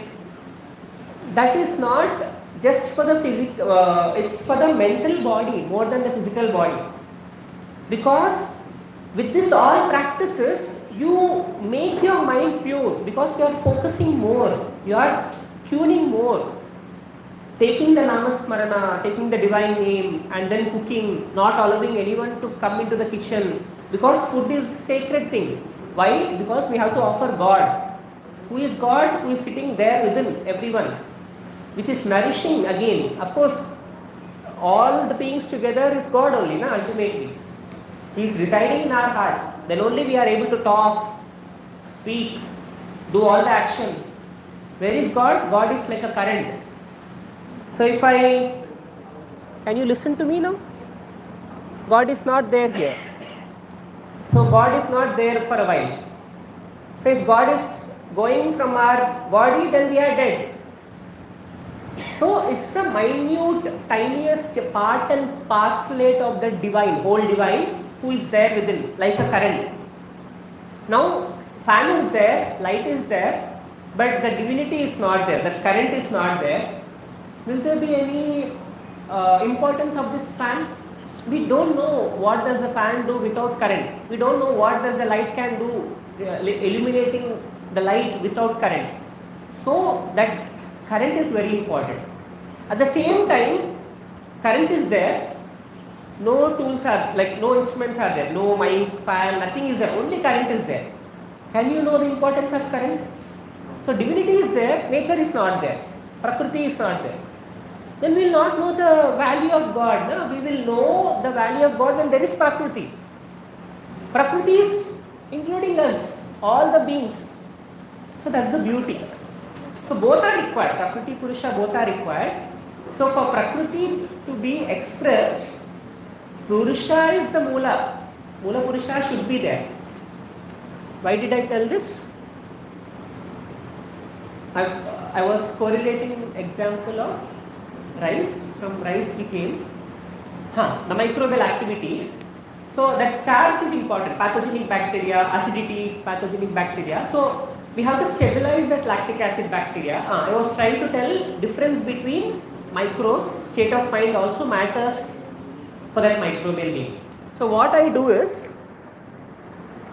I stabilize that bacteria from something which I gather from the forest, which I will be showing in the post session. So because of the microbial potency in our environment, the best microbial potency is undisturbed forest. So I gather microbes from the undisturbed forest. There is a way which I will tell. That microbes I will stabilize into the starch or coconut water, and then I make an inoculant. Now this will also have lactic acid bacteria and other beneficial bacteria. Even the scientific world didn't know, couldn't make out how many types of bacterial strains are there till now. They have just categorized some strains. beneficial, bifidobacterium, lactic acid, lactobacillus, lactoreterus, some names are there, whatever. Okay, so we are not worried about all those things. If you create an environment, only healthy bacteria can thrive. Mentally, physically, environmentally. So right inputs. Okay, that's why the muddy achar, these all things are right environment, which will create right vehicle. This is a vehicle, right space, right mind, right thought. So which will nourish, which will allow that divinity to flourish and express through this body. Now when this current will become whole, when you completely surrender. Now ego factor is there. Now ego means I-ness, I. So when you leave that I-ness, when you surrender to that divine, we are not different from the divine. He is there. We are there. Like all of us together are servants for that whole that creation, whole God. So we are part and parcel of that whole, delivering our capabilities for the divinity through expressing us, which is expressing through us, through this body. So we are instrumental. So understand, there is minute difference between the God within, the God as a whole. Both are same, but the consciousness, that I-ness will come in between. So we have to break that barrier of I-ness, surrender. Okay, now that stability of 7-day process, now we will be discussing about more advanced techniques later depending on the time. But there are various other things which we have to discuss, various other research which I have done, which I want to show you. How about people who are cooking wheat, roti, they are not cooking rice. So for that also, Khamiri roti, in Jammu, Kashmir, Punjab, Himachal, anyone? Khamiri roti, you heard? Basi roti, Khamiri roti, sprouted flour. Okay. So earlier the practice was, like even if you are eating wheat or ragi or any grain which you can't cook like rice, the practice was soaking and sprouting. Even you can sprout the brown rice. There is one way of cooking the rice by sprouting the whole brown rice. You know, brown rice can sprout, not that single polished one. It should be whole brown rice or whole red rice. It will germinate, it will sprout. If you cook rice from that, it will be more superior. That will be more good. And in every part, when you are adding the inoculant, the process will be simplified. Okay, even for making rotis also, I formulated something called fermented flours. While soaking the wheat or ragi, you have to add the inoculant, which there is a process again which will help to break down the toxicity or anti-nutrients, and then you can mill the flour. Like that, sprouted flours, sprouted wheat flour, sprouted ragi flour. I think sprouted ragi flour everyone knows. Sprouted wheat flour maybe few only knows, right? So sprouting technique is also helpful to eliminate 70% of the anti-nutrients. And when you make flour, now if you mill the flour in a machine which is running high speed on even if it is a stone, with heat certain nutrients are lost. And again when you are cooking that, kneading the dough and cooking the roti on the pan, again you have to compromise somewhere in cooked food. The cooked food will not give you life like a fruit. The fruit is like 100%. Okay, ripe fruit, not unripe fruit, right? This is kacha. This is also not ripe. A proper ripe fruit will give 100% life. Even if you eat one fruit or two fruits, that would be sufficient. Initially not, it may take a while for your transformation. But if you are eating cooked food, you have to eat more. So now, see our traditional practice. When you are eating cooked food, you have a plate, a balanced plate, fat, healthy fat in the form of ghee. How much time we have? 5 minutes? Okay. So I have to talk about milk. Milk is not our food. Milk is food for the calf. Now we are drinking milk. Ayurveda also says about milk, curd, ghee, butter. We'll discuss more about what Ayurveda told. Which milk Ayurveda told. 15 minutes. 15 minutes. But still, I can't, it will take long time. Next session, we will talk more about how the traditional practice, how Ayurvedic, Ayurveda talked about dairy, or like not dairy, but what does Ayurveda meant by milk, fat, right fat, the process of making that, separating that fat. We say gau gruta, right? Gau gruta, not just gruta. So gruta can be made from other things also. We say gau gruta. So gruta is a process, not a product. So we'll go deep with like a deep discussion. We will continue. So then dal. So sprouted how many of you make roti on the gas flame directly without kadai, pulka? So we are exposing the food directly with the isobutane gas, which is petrochemical, which is toxic. Earlier the practice was of making on the chula, on the coal, latent heat, not directly on the flame. That practice continued on the gas now. So we have to think, put our logical mind and then alter the practice. And how many of you use oils in cooking? Everyone. Cold press oil, refined oil, which oil? Refined oil means it is made from petrochemicals, you know. They use petrochemicals, hexane and other compounds for extraction, and lot of heat involved and adulteration, mixing of many things. We will discuss. Cold press oil, like extracted from bull driven or electrically wooden churner, whatever. Even in electrical churner, the RPM, if it is beyond 2 RPM, it will generate heat. Even 14 RPM, it will generate heat. So it should be bull driven, or the machine should have a control that it will not go beyond 2 RPM. Then only the oil will not get heated. Now how much will that oil be? Oil cost? Cold press oil? Cost? 500 per liter, approximately 500. Now you will get that cold press oil and put on the kadai and put on the flame. Heat it up.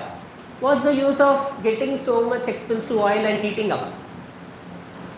We are so conscious of temperature regulation. That's why we are getting that cold press, right? So on the fire, the temperature goes to 100, 200 degrees also, right? When we do deep fry, it will go beyond 200 also. Then what's the point? It will go beyond smoke point. So we are not supposed to heat the oil. At the same time, if you consume oil which is not heated, it will not digest. So there is a temperature to which it can be heated. Beyond that temperature, you will lose nutrition from it. Beyond certain temperature, it will allow smoke, which is carcinogenic. So why you want to use oil? Will it give taste? We need fat, because we are not eating a fruit. Fruit means it is whole. It will have, fruit will have proteins, fats, carbohydrates, vitamins. Fruit will have all these things. Everyone agrees or anyone disagrees? So fruit is whole. So proteins also in the form of amino acids, fats in the form of fatty acids. Everything will be there in the fruit, whole. Okay? When we are cooking, then it will get denatured. Even if you are cooking a fruit, it gets denatured. So we have to add everything back. Okay? So when we are eating rice, so we need dal, we need ghee, we need vegetable to bring other things balance. But that should be in a proper way. So now this is all having no life, because we are cooking or reduced life. To add back life, the practice of consuming pickle, which will appetize, which will initiate the digestive fire, and last is curd or buttermilk, which will act like a digester, like a probiotic. And in between, ghee and other things are included. So now we are losing very valuable things, like how I told about ghee or oil. Like that, there are many things like salt. Salt is inorganic. How can we digest an inorganic compound? It's not plant-based. How can we digest? Though it is little bit quantity, but still it's inorganic. So microbial activity of the gut is very important. So which will be beneficial, like which we can obtain from buttermilk. But Why people still have B12 deficiencies even after having buttermilk and what other probiotics they are having? People are having now. Even if they are not eating non-veg also they are having B12 deficiency. Even people who are even eating non-vegetarian food also having B12 deficiency. Because of the environment, the microbial activity, the phone, especially the phone, LED lights, this is all taking lot of microbial activity from within. We are depleting our microbes inside. So we are lacking. So now we have to replenish more. So how we can replenish? Actually buttermilk should help. But the milk quality is deteriorated. The process of making buttermilk or curd is completely we lost. So because of these wrong practices or imbalanced practices, we are not getting the benefit of that life. So we will discuss more in the next session about these more details and about my research. So in my research I have made pickles without oil.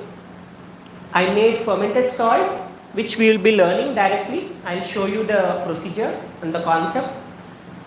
It's a takeaway for you because there are many things which I want to give, but everything will take time. But every point which I am telling is a takeaway for you. But one formulation what I have made is again from Ayurvedic concept called Takrarishta.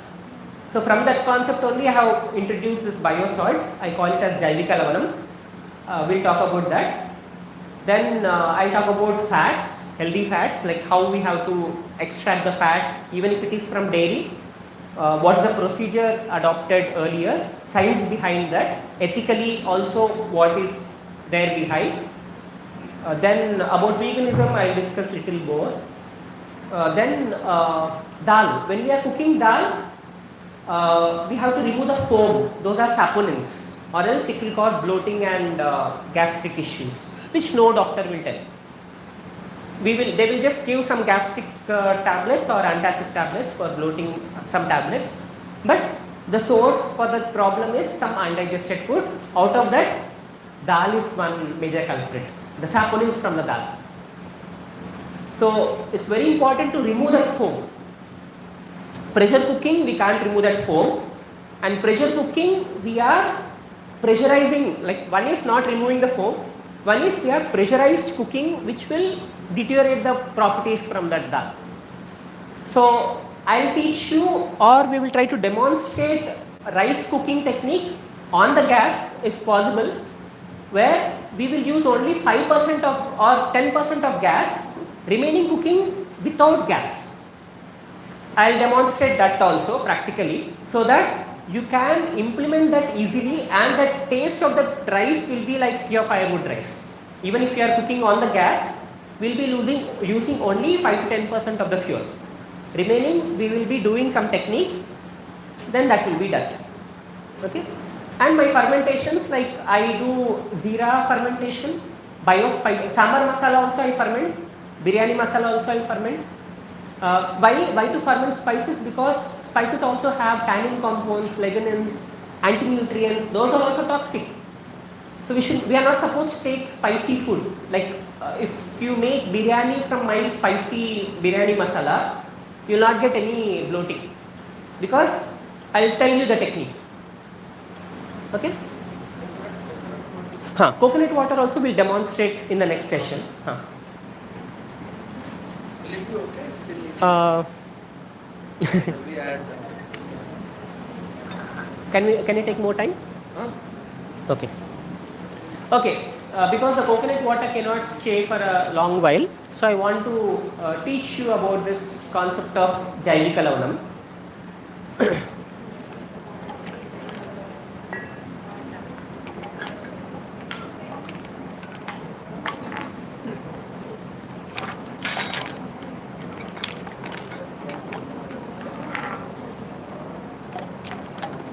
How many of you know about salt? It may be inorganic salt, whatever we are consuming. In Ayurveda, what Ayurveda speaks about salt? Savarcha Lavanam, Vida Lavanam, Roma Lavanam. Pardon? Sesam. Pardon? Pamsujam sesam. That is formulation. But natural salt is Samudra Lavanam, Saindava Lavanam. Krishna Lavanam is also formulated. Vida Lavanam is also formulated. I am not aware. Romakam pamsujam. Roma Lavanam. These all are formulated salts. Like naturally you get those salts or you have to formulate? I think it's natural. Natural, okay.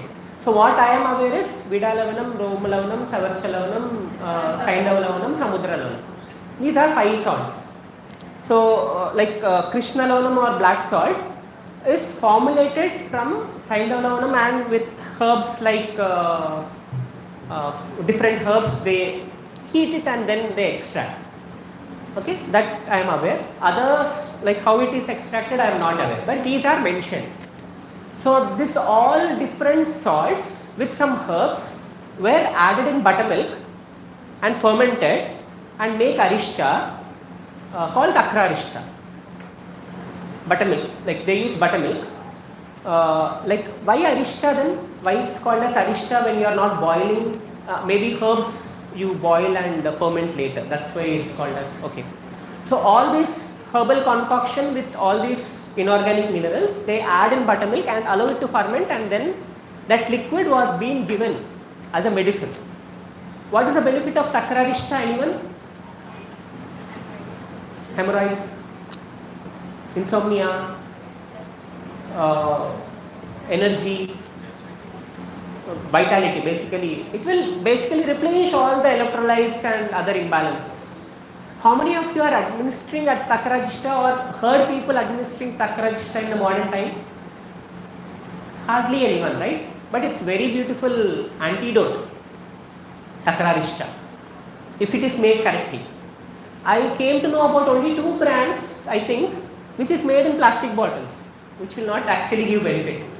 So it should, because plastic will react. It should be made in, like earlier days they used to make in pingani, jadi and all, and they used to keep it airtight. There is a mechanism, and if you make it, will stay for years, it will not spoil. So all the process was there earlier takrarishta. There were many practices which we will discuss, but now I will show you one simple practice which I have formulated. The starch which we have, that fermented rice starch, like 7-day-old starch, that is microbially involved. It is not plain starch, it is fermented starch with but beneficial bacteria. Now if I saturate that starch, now salt water will have life or not? Salt water in the sea will have life. So there are some microbes which can sustain in salt water, right? So here many people tell how salt is being fermented when salt is being used to stop the fermentation process. That is the first question which I get. How it happens? Because of that resistential bacteria which we have stabilized and allowed that time and oxygenation in that process, with which that salt also being consumed by the microbial activity and being given by the back, the residual form, which will be digestible for us. So the microbes will convert that salt which is being infused in that fermented starch for 7 days, giving oxygen daily, mixing it. After 7 days, that salt which is there will be dissolved into that starches and being converted by the microbes into soluble form, bioavailable form, not just soluble form. Soluble means water soluble, but it is bioavailable, means the microbes will break down and convert into our suitable form, which our gut microbes anyway will do. But in the recent past we have depleted gut microbes. For that reason, this I have formulated with these concepts, and I have been administering this process to everyone. With this, what happens? You know Saindava Lavanam, right? Whatever brand name is Saindava Lavanam. Remember, in future there may be possibilities of earthquakes, because we are mining so much from the ores, we are not supposed to mine that much, but we are going to an extent. Gold, silver, iron, these were all on the surface for us, but we are going deeper because of our greed. How many of gold ornaments you have? Ornaments? 1, 2, 3, 4 in the bank for future. We have na, but one we will wear, right? So actually it's Rakshasa Sottu.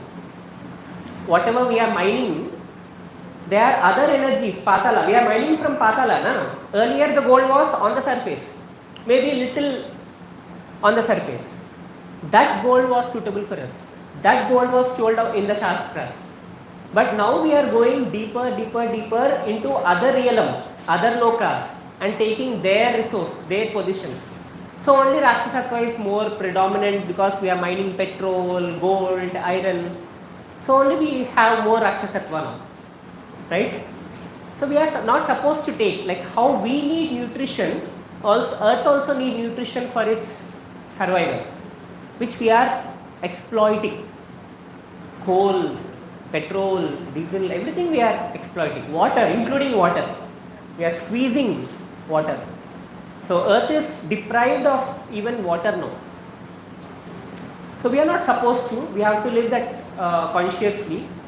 But health wise also we need salt. But even this rock salt, whatever we are consuming, just try to dissolve in water, it will have some solid particles, that is sand particles, which is natural from that ore, which if you don't separate, if you directly add in your cooking, it will remain in your body. That will cause problem for your kidneys and other problems. Wantedly we are we are not aware, but we are taking those sand particles which we can't digest, and it will remain in our system if the metabolism and if the microbial activity is not proper. Now that is more toxic. So now even if the salt is not absorbed, if the microbial activity or Jataragni is weak and the microbial activity is low, even this inorganic salt is not being digested, it will remain, and kidneys take the load to push out all those undigested things. But when the kidneys take more load to work, it will give up. To certain extent it can work, but if you put more load, it will give up. At that time it starts accumulating and then cause kidney problems. For that, heart will come now to help the kidney. Heart will increase its pressure to push the toxins which are accumulated in the kidneys. Now a normal doctor will see, oh, the BP is more, and he will give the medicine for BP. But actually BP was more to help the heart, help the kidney's functionality, so that kidney can get time. Because of that pressure, that accumulated toxins will be dispersed, so that later it will come back and slowly the kidneys can handle the toxicity. So administering medicine, even if you are giving medicine ayurvedically to control the BP, it's not wrong. So we normally see the root cause of it. Even if the fats are not correct, and if we are consuming wrong fats and undigested fats remain in the bloodstream, that will obstruct the vessels, blood vessels, and heart will increase its pressure to push that accumulated fats. But for that, if we give medicine to reduce the blood pressure, that will be not helpful. So the root cause is toxic accumulation, we have to eliminate. So for that, if you give medicine, medicine will have some side effect. Even if it is Ayurveda, how many of you say Ayurveda will not have any side effects? Ayurveda also has side effects, but we will try to minimize by dosha nivarana, combinations and dose, right? We will not take medicine for lifetime. We will give guidance of food habits and lifestyle with supportive medicine. Later we have to stop medicine, or else even that will be toxic. Okay? So now if we correct this input itself, then that would be better. So the input like salt, if we make bioavailable outside, then we are creating less load on the digestive system for that. So in this process of making biosalt, any cloth filter, ఒక బట్ట filter చేయడానికి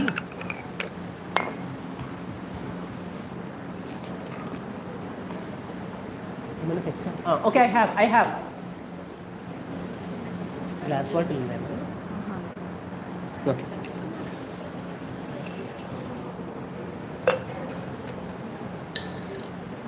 So to make biosalt,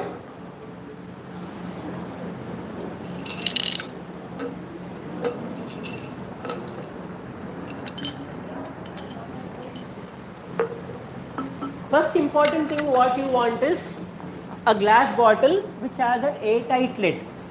To check whether the glass bottle has airtight lid,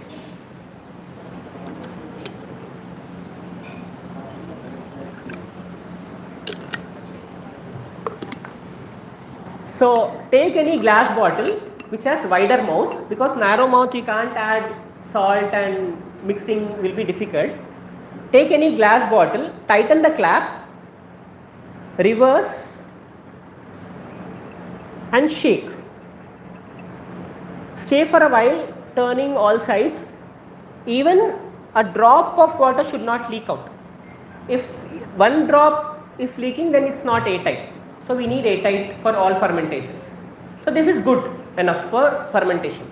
Most of the caps, they look airtight, but we get misguided. So this is, see, this also is coming. See. How many of you notice? See, water is coming out. See. So we assume this is airtight, but this is actually not.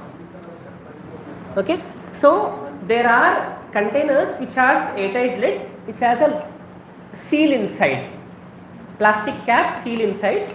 So we need such containers. But for now, it's good thing that you could see it's not airtight, or else we get misguided. We'll just close and we'll think that it's airtight. But when I reverse, that border thing was coming out.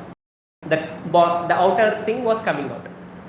So even if I tighten the thread, so you have to check that also. If you tighten it, it should not slip. There are some containers which has a clipping type. But don't take that rubber gasket just pressing type, which is assumed to be airtight. For some fermentations that is fine, but not for all fermentations. Okay, once you take the container, it has to be sterilized well, because we don't know. New container also has manufacturing chemicals.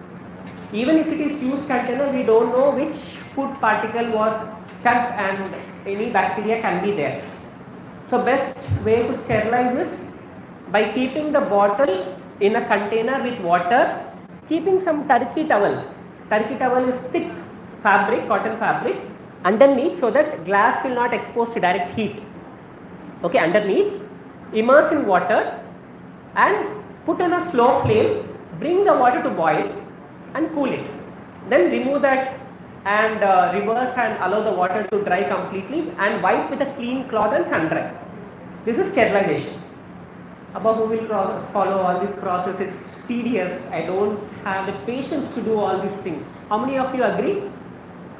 How many of you all want shortcut? Shortcut? You want? Then you have to learn making bioenzymes. Okay? So what I do is, I take little water, add little bioenzyme, shake it well, because the bacteria which is there in this will kill away all the pathogenic bacteria. And rinse it. Now how to rinse your container? Now you can put tap water again. Again, if it has the bioenzyme residue, the fermentation will have different microbial activity. Now to rinse this, you have to learn making that Jeevajalam which sir was mentioning, which was there in my house, that water, the Jeevajalam water. Sun charge, moon charge, the pranic rich water. So that water we have to use for rinsing. If you have these two, then that is enough, or you have to follow the boiling process. Okay? So sun is best disinfectant after cleaning. Once you sterilize your container, most of the people complain of spoiling whatever fermentations they make because of these two mistakes, airtight and sterilization. Third step is your content. Now what you have to add after, so you have to take a clean cloth,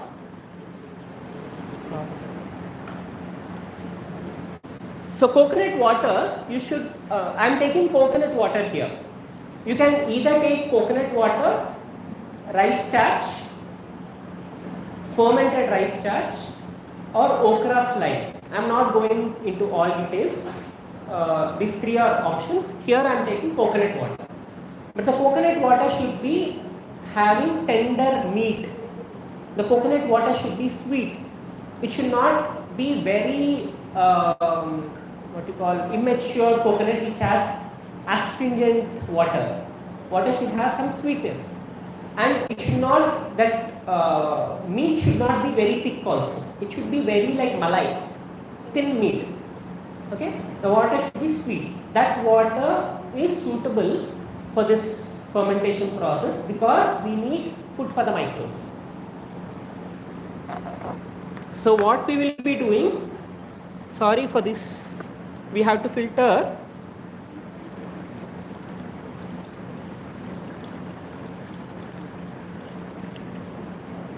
So if the container size is, whatever the container size, take 3/4 of the water or half of the water.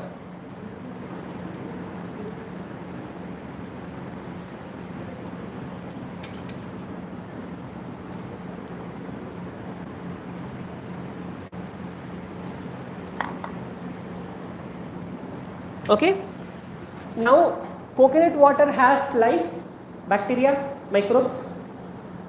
Now if you add salt and saturate it, saturation means it should be super saturation. What is saturation? No more salt will be dissolved in the water. So we are taking substrate as coconut water or rice, fermented rice starch or okra slime, that is substrate. So we are saturating this salt, okay, and leaving for 7 days. But with this, the coconut water is not stable. The stability has to be reached for this. So for reaching the stability, what I do is, I showed some forest microbial culture, right? I add that and stabilize it for 7 days and then make into certain process which is called as coconut water kali. The 7 days process of rice starch is called rice starch kali. Like traditionally it's called as kali annam. Kali is the fermented starch which is stabilized for 7 days. That process is called kali in this regional name. Okay. So this is the same stabilized kali from coconut water using that forest microbes and making it. Now what I will do is, I will add this inoculant.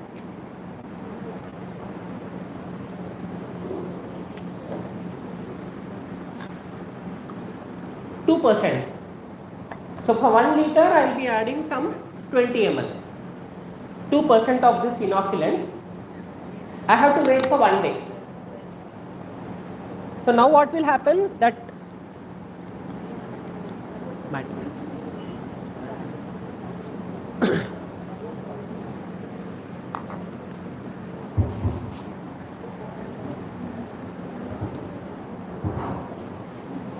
so now what will happen, the microbes will break down these sugars, simplify and get stabilized 1 day. After 1 day, then add the salt. So ideally the salt ratio for 1 liter, supersaturation means further it should not dissolve. Okay. How much salt to be added for 1 liter is, do you make pickles at home? How much salt do you add to make a pickle? Ser ki pav seru, right? That is the thumb rule. Old people knows. For 1 kg you will add quarter salt for fermentation. Normally to make achar, that is the practice. Even your pickles are bioavailable. Pickles have bioavailable salt. But the problem is the salt which is being used in the pickle. All else pickles is good. The problem is oils which is being used in the pickle. Or else pickle, when you are eating, that pickle will have bioavailable form of salt only. But you can't use pickle in your dishes, right? If you have to add salt in your dishes, you can't add pickle in replacement of salt. But in few dishes you will add. Like suppose you grate mango and add salt and preserve it.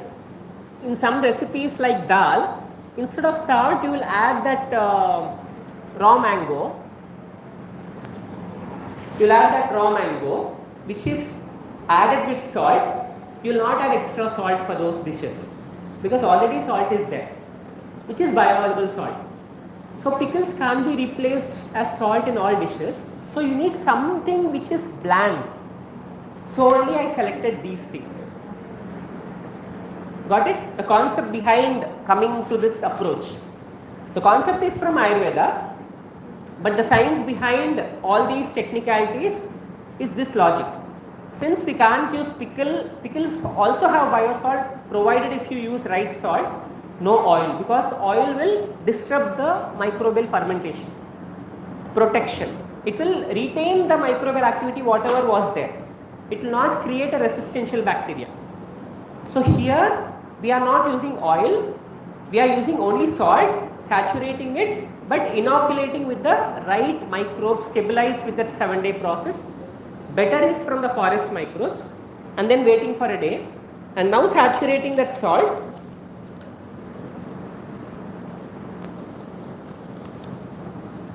So ideally for 1 kg salt you will require 300 grams of salt. 1 kg of substrate, you need 300 grams, but don't go with the fixed ratio. Some may require more salt, some may require less salt based on the substrate you are using, based on the type of the dilution, like suppose rice starch dilution, okra slime dilution, coconut water sweetness, various factors are involved. So don't go with the fixed ratio, just approximately I am telling. Then how to know whether the salt has reached the saturation or not is, when you are dissolving, just give time for it to dissolve. So when you shake, the salt gets dissolved into the substrate. So finally there will be some residue particles remaining. Again, don't get misguided that it is saturated. This can be sand particles from the salt itself. So we should not get misguided. So wait for a couple of hours after mixing it. So if you see still some residual particle, remove the top liquid and add more salt. Leave the residue, transfer and add more salt, then see if it is absorbing more. So finally it should not remain any residues. Then it is super saturated. So by doing this way, you are getting one more benefit. You are eliminating this sand particles by this filtration, and you are making this into bioavailable form. Okay. So now next step is daily you have to open, mix it and close it. Why oxygenation? Because these microbes initially are aerobic microbes. So they need oxygen. After 7 days, filtration again in a cloth, because there will be some residual particle from the coconut water, the rice starch. So you need to, or okra, whatever you are using. The top liquid you have to take. Even if you are using rice starch, that starch part is fine. So then store in a airtight bottle and then use in your dishes as a replacement of salt. How much to use? Now this is 1:4 ratio ideally. So instead of using 1 spoon of salt, you are supposed to use 4 spoons of liquid. But if you use only 2 spoons of liquid, that will be enough. Means you are taking only 50% of the salt which was actually required in your dish. Means you have reduced 50% of salt, that too bioavailable salt, which is absorbed better. So when there is proper absorption of those minerals, your hormones works better. All the hormonal imbalance is because of mineral imbalance, apart from other things. So this will help in thyroid deficiencies. Many people who have thyroid issues, just by using biosalt, they could overcome their thyroid within days. There was a testimonial. She was attending many of my sessions, but she couldn't do all the practices. She started with biosalt. Before some time back, she tested her blood reports and she had thyroid. So she was using biosalt for a while, and later, like regular checkups, they are having that habit of doing regular checkups, right? So in that next checkup, she found her thyroid level normal. within days, some days, maybe 40 days or 30 days. That's how we prescribe, no? 30, 40 days. She didn't told this testimonial to me, feedback she didn't give. She practiced this for 3 months, only biosalt. Of other practices she was not even following, only biosalt she was following. And she could validate that it was only biosalt which she was using without medicine, which was helping us to reverse her thyroid levels. And all the while she was using medicines for at least 5 years. She was on medication. I don't remember the actual data, but it was more time she was using medicine. And she wanted to come out of the medicine, and only this, after using this, her thyroid levels was coming down, and then she stopped the medication and completely she was normal with only biosalt. And there were people who had kidney stones.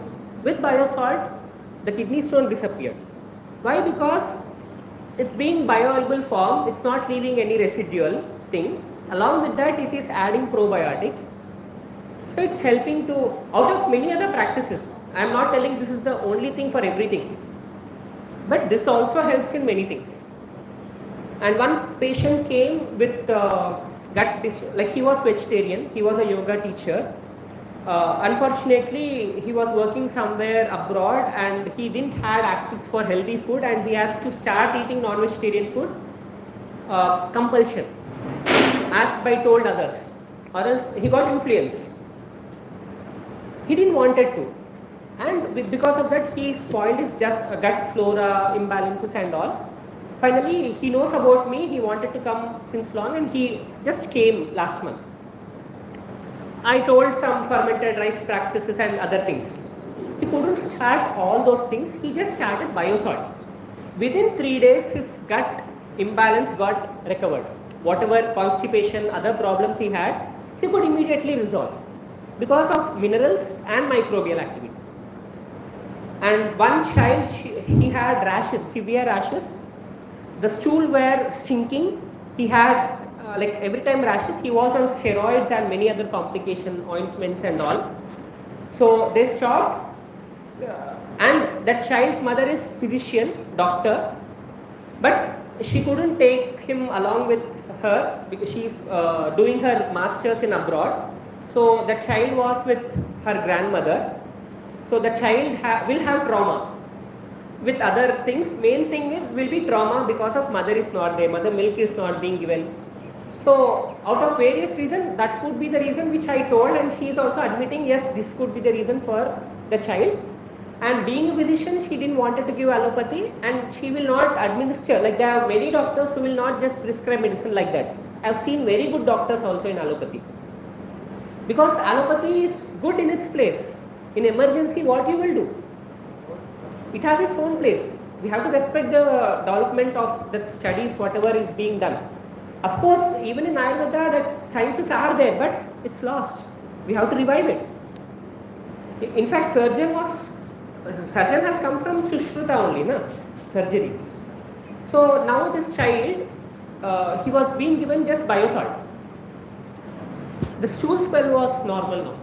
It didn't have sting. His digestion was normal. Apart from other practices, still they didn't start it. So like that, there are many testimonials with it. BP reduction. BP will not reduce. BP will, like, because you are giving right food, right digestion, automatically the heart rate will come down. It's not like forced reduction of the heart pressure. Naturally, it's coming to its normal without giving any pressurized medicine to stop the heart pressure. So that's how it will have benefit. Now if you are using in cooking, which has life, now how you will get the benefit when you are cooking it? So what I recommend people is add this biosalt in the last. After you cook your food, normally salt should not be added in the last. Salt should be added in the beginning. It should be cooked along with the food. Then only the dosha nivarana will happen. But here already the dosha is removed. It's bioavailable. So we need not worry about again removing the dosha.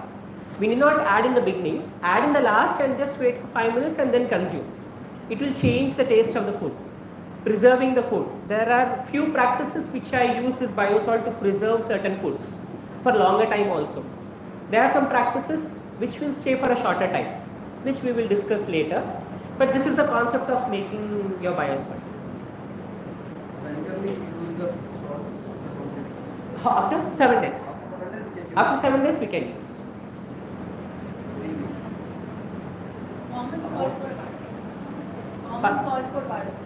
Sea salt, unrefined sea salt or Himalayan rock salt, but I prefer unrefined sea salt because of mining, which is not good, Himalayan salt. Otherwise, there are many ores which are just subtler ores. As you go deeper, you will get rocks. Actually, Himalayan salt is good to certain level. There are certain region of the earth which are very subtler inorganic compounds which are absorbed easily. But now in the name of mining, they are mining the rocks which are actually not safe, which are not correct. And there are many scientific validations also that Himalayan rock salt is not safe. But Ayurveda talks about Himalayan salt. So you have to understand that, perceive deeply which salt is being extracted. That matters. Okay? So if we don't have the produce, Huh. then how many days? So you have to make that stability, that microbial stability. Even if you are not adding any culture in coconut water will have its own microbial activity that will still give benefit. So still you will get the benefit. But with the inoculant you will get more benefit. So without inoculant, should we keep it for longer days to make the biosalt? It will not have that. Like you have to stabilize that inoculation, then only it will be. Yeah. Because once you saturate that salt, further fermentation will not happen. Stability will not happen later. That's why I am not adding salt first. You have to stay for 1 day, then add the salt. Any other doubts? With that biosalt, how many should you keep it in the fridge or how is it preserved? Yeah, very good question. So this biosalt, this is rice starch. Now, this is your Jaivika Lavanam, biosalt. You can keep this outside the refrigerator any number of years, even later for your generations, this will not spoil. After later generations also it will not spoil. Same way, whatever things are there in this bag, it will stay for generations together. It will not spoil.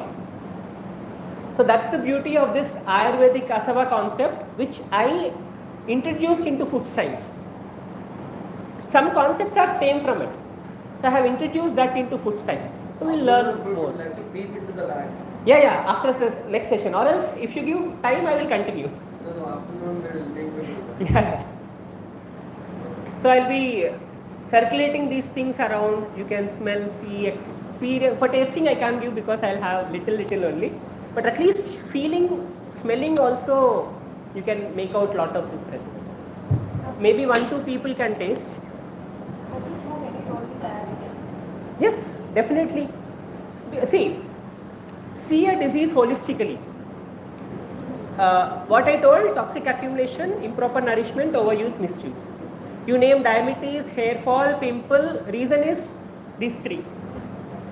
Now diabetes, toxic accumulation. Cellular, we have to treat in the cellular level. Like what I talk is pranic level, like go beyond the cellular level.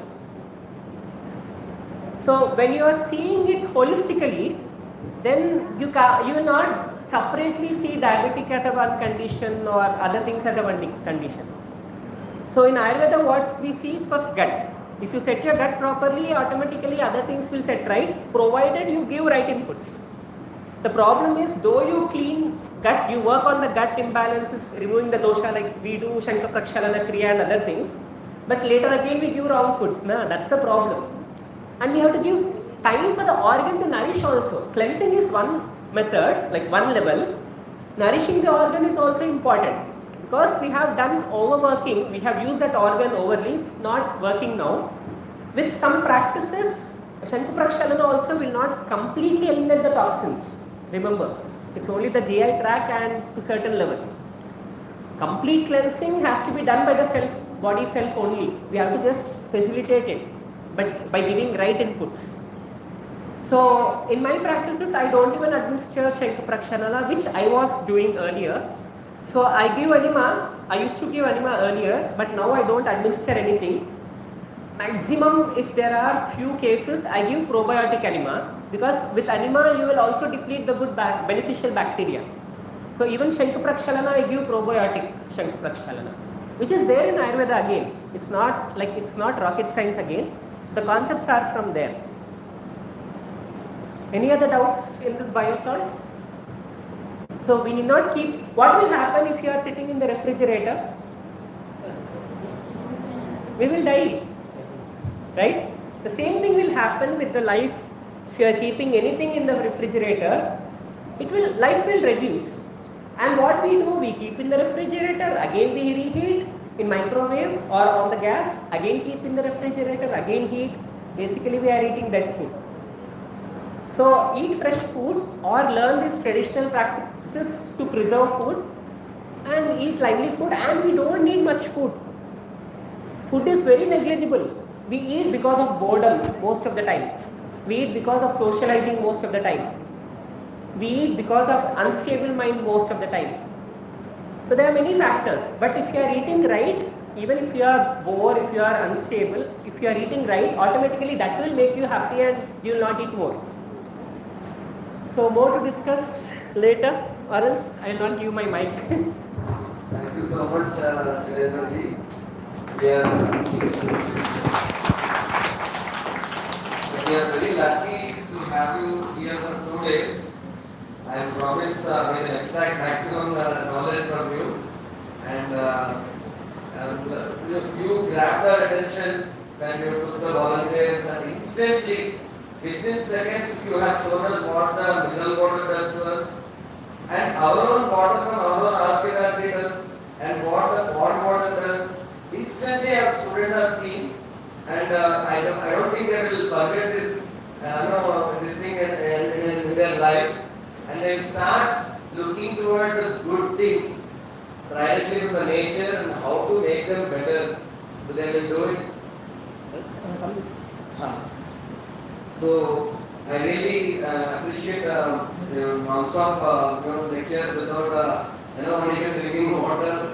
We want you to take another session in the afternoon also. And thank you so much for It's my son's birthday tomorrow, and we requested for the banana cake. Oh, okay, sure. banana cake. Very So nice. cake without baking, without maida, without refined oil, without sugar. So we'll be making one cake. Not completely wrong, but it's digestible. There are some methods which we discuss to make it more better. So afternoon, as sir has promised, we will demonstrate the rice cooking here only. We will bring the gas. So how we can cook on gas and get the effect of cooking on firewood. We will request sir to show. And also another important thing is which I was telling you, the cleaning agents, all those things, without any chemicals. Sir has promised that they will show us how to make these things in the afternoon. So afternoon practical session. It's not like you will sit in the chair and all. We'll let us the regular practical session.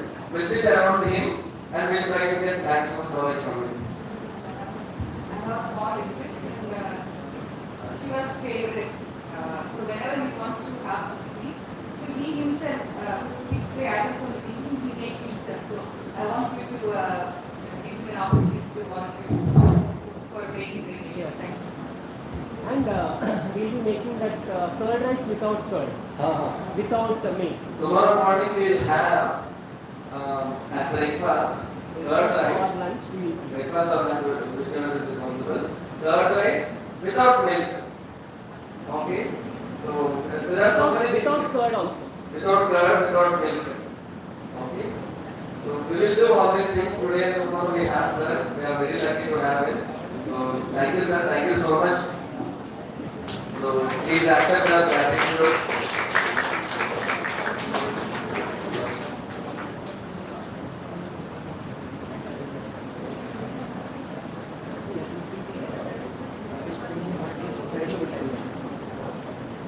So see, we 11:40. That's why we have served the laboratory here, and Dr. Kamlakar is here. He's waiting. His session was supposed to be 11 o'clock. Shall we continue with the session? No problem. Sir is ready with his PPT. Sir is going to speak about the skin diseases. You're all interested to listen? Or do you want? If you want a loop break, we have options here. Let's just go and come back one by one, not on all at all. Okay. Whenever you feel like going, you can go and come back. Feel free. Okay. You want to drink water? The Panamrutam water is here, red color one, which is good. So now you know what is the difference between the good water and bad water and better water, best water. So now you know. So it's great having sir here. Even I am motivated and chance. Okay, thank you. I invite Dr. Kamlakar. WhatsApp లేదు ఇక్కడ వచ్చాక session ఇంకా అప్పటికే. So Dr. Kamlakar is a practicing physician. As I told you, I promised you. Whoever will speak on this dais, only those people who have practical experience. Kamlakar is not working in any college, but he wrote a book on skin diseases and he is treating skin diseases. So only those people who are real practitioners will come on this dais and speak. That is my promise. Only those people will invite. Okay? So he is having a lot of experience in treating skin diseases. Skin diseases. So let us directly listen from him, and from his experience we will take a lot of inputs and we will put them into practice. Without further delay, I invite Dr. Kamlakar.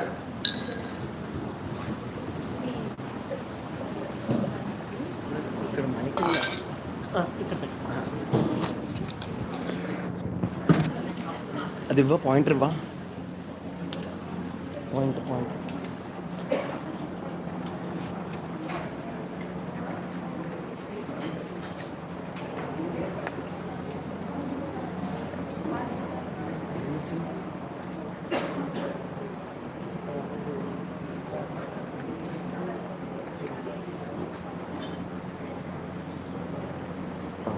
Point పనిచేస్తుంది.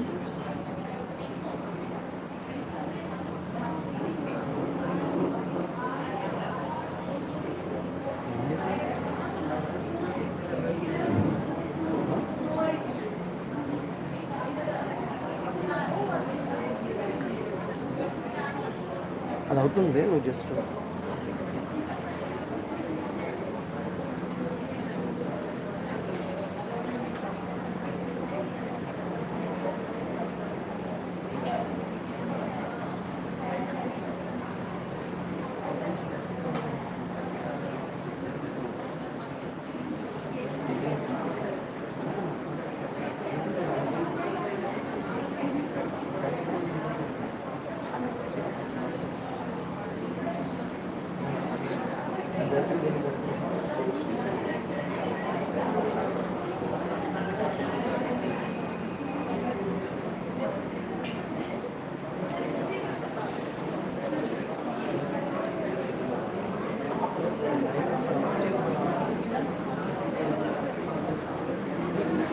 Good morning all of you.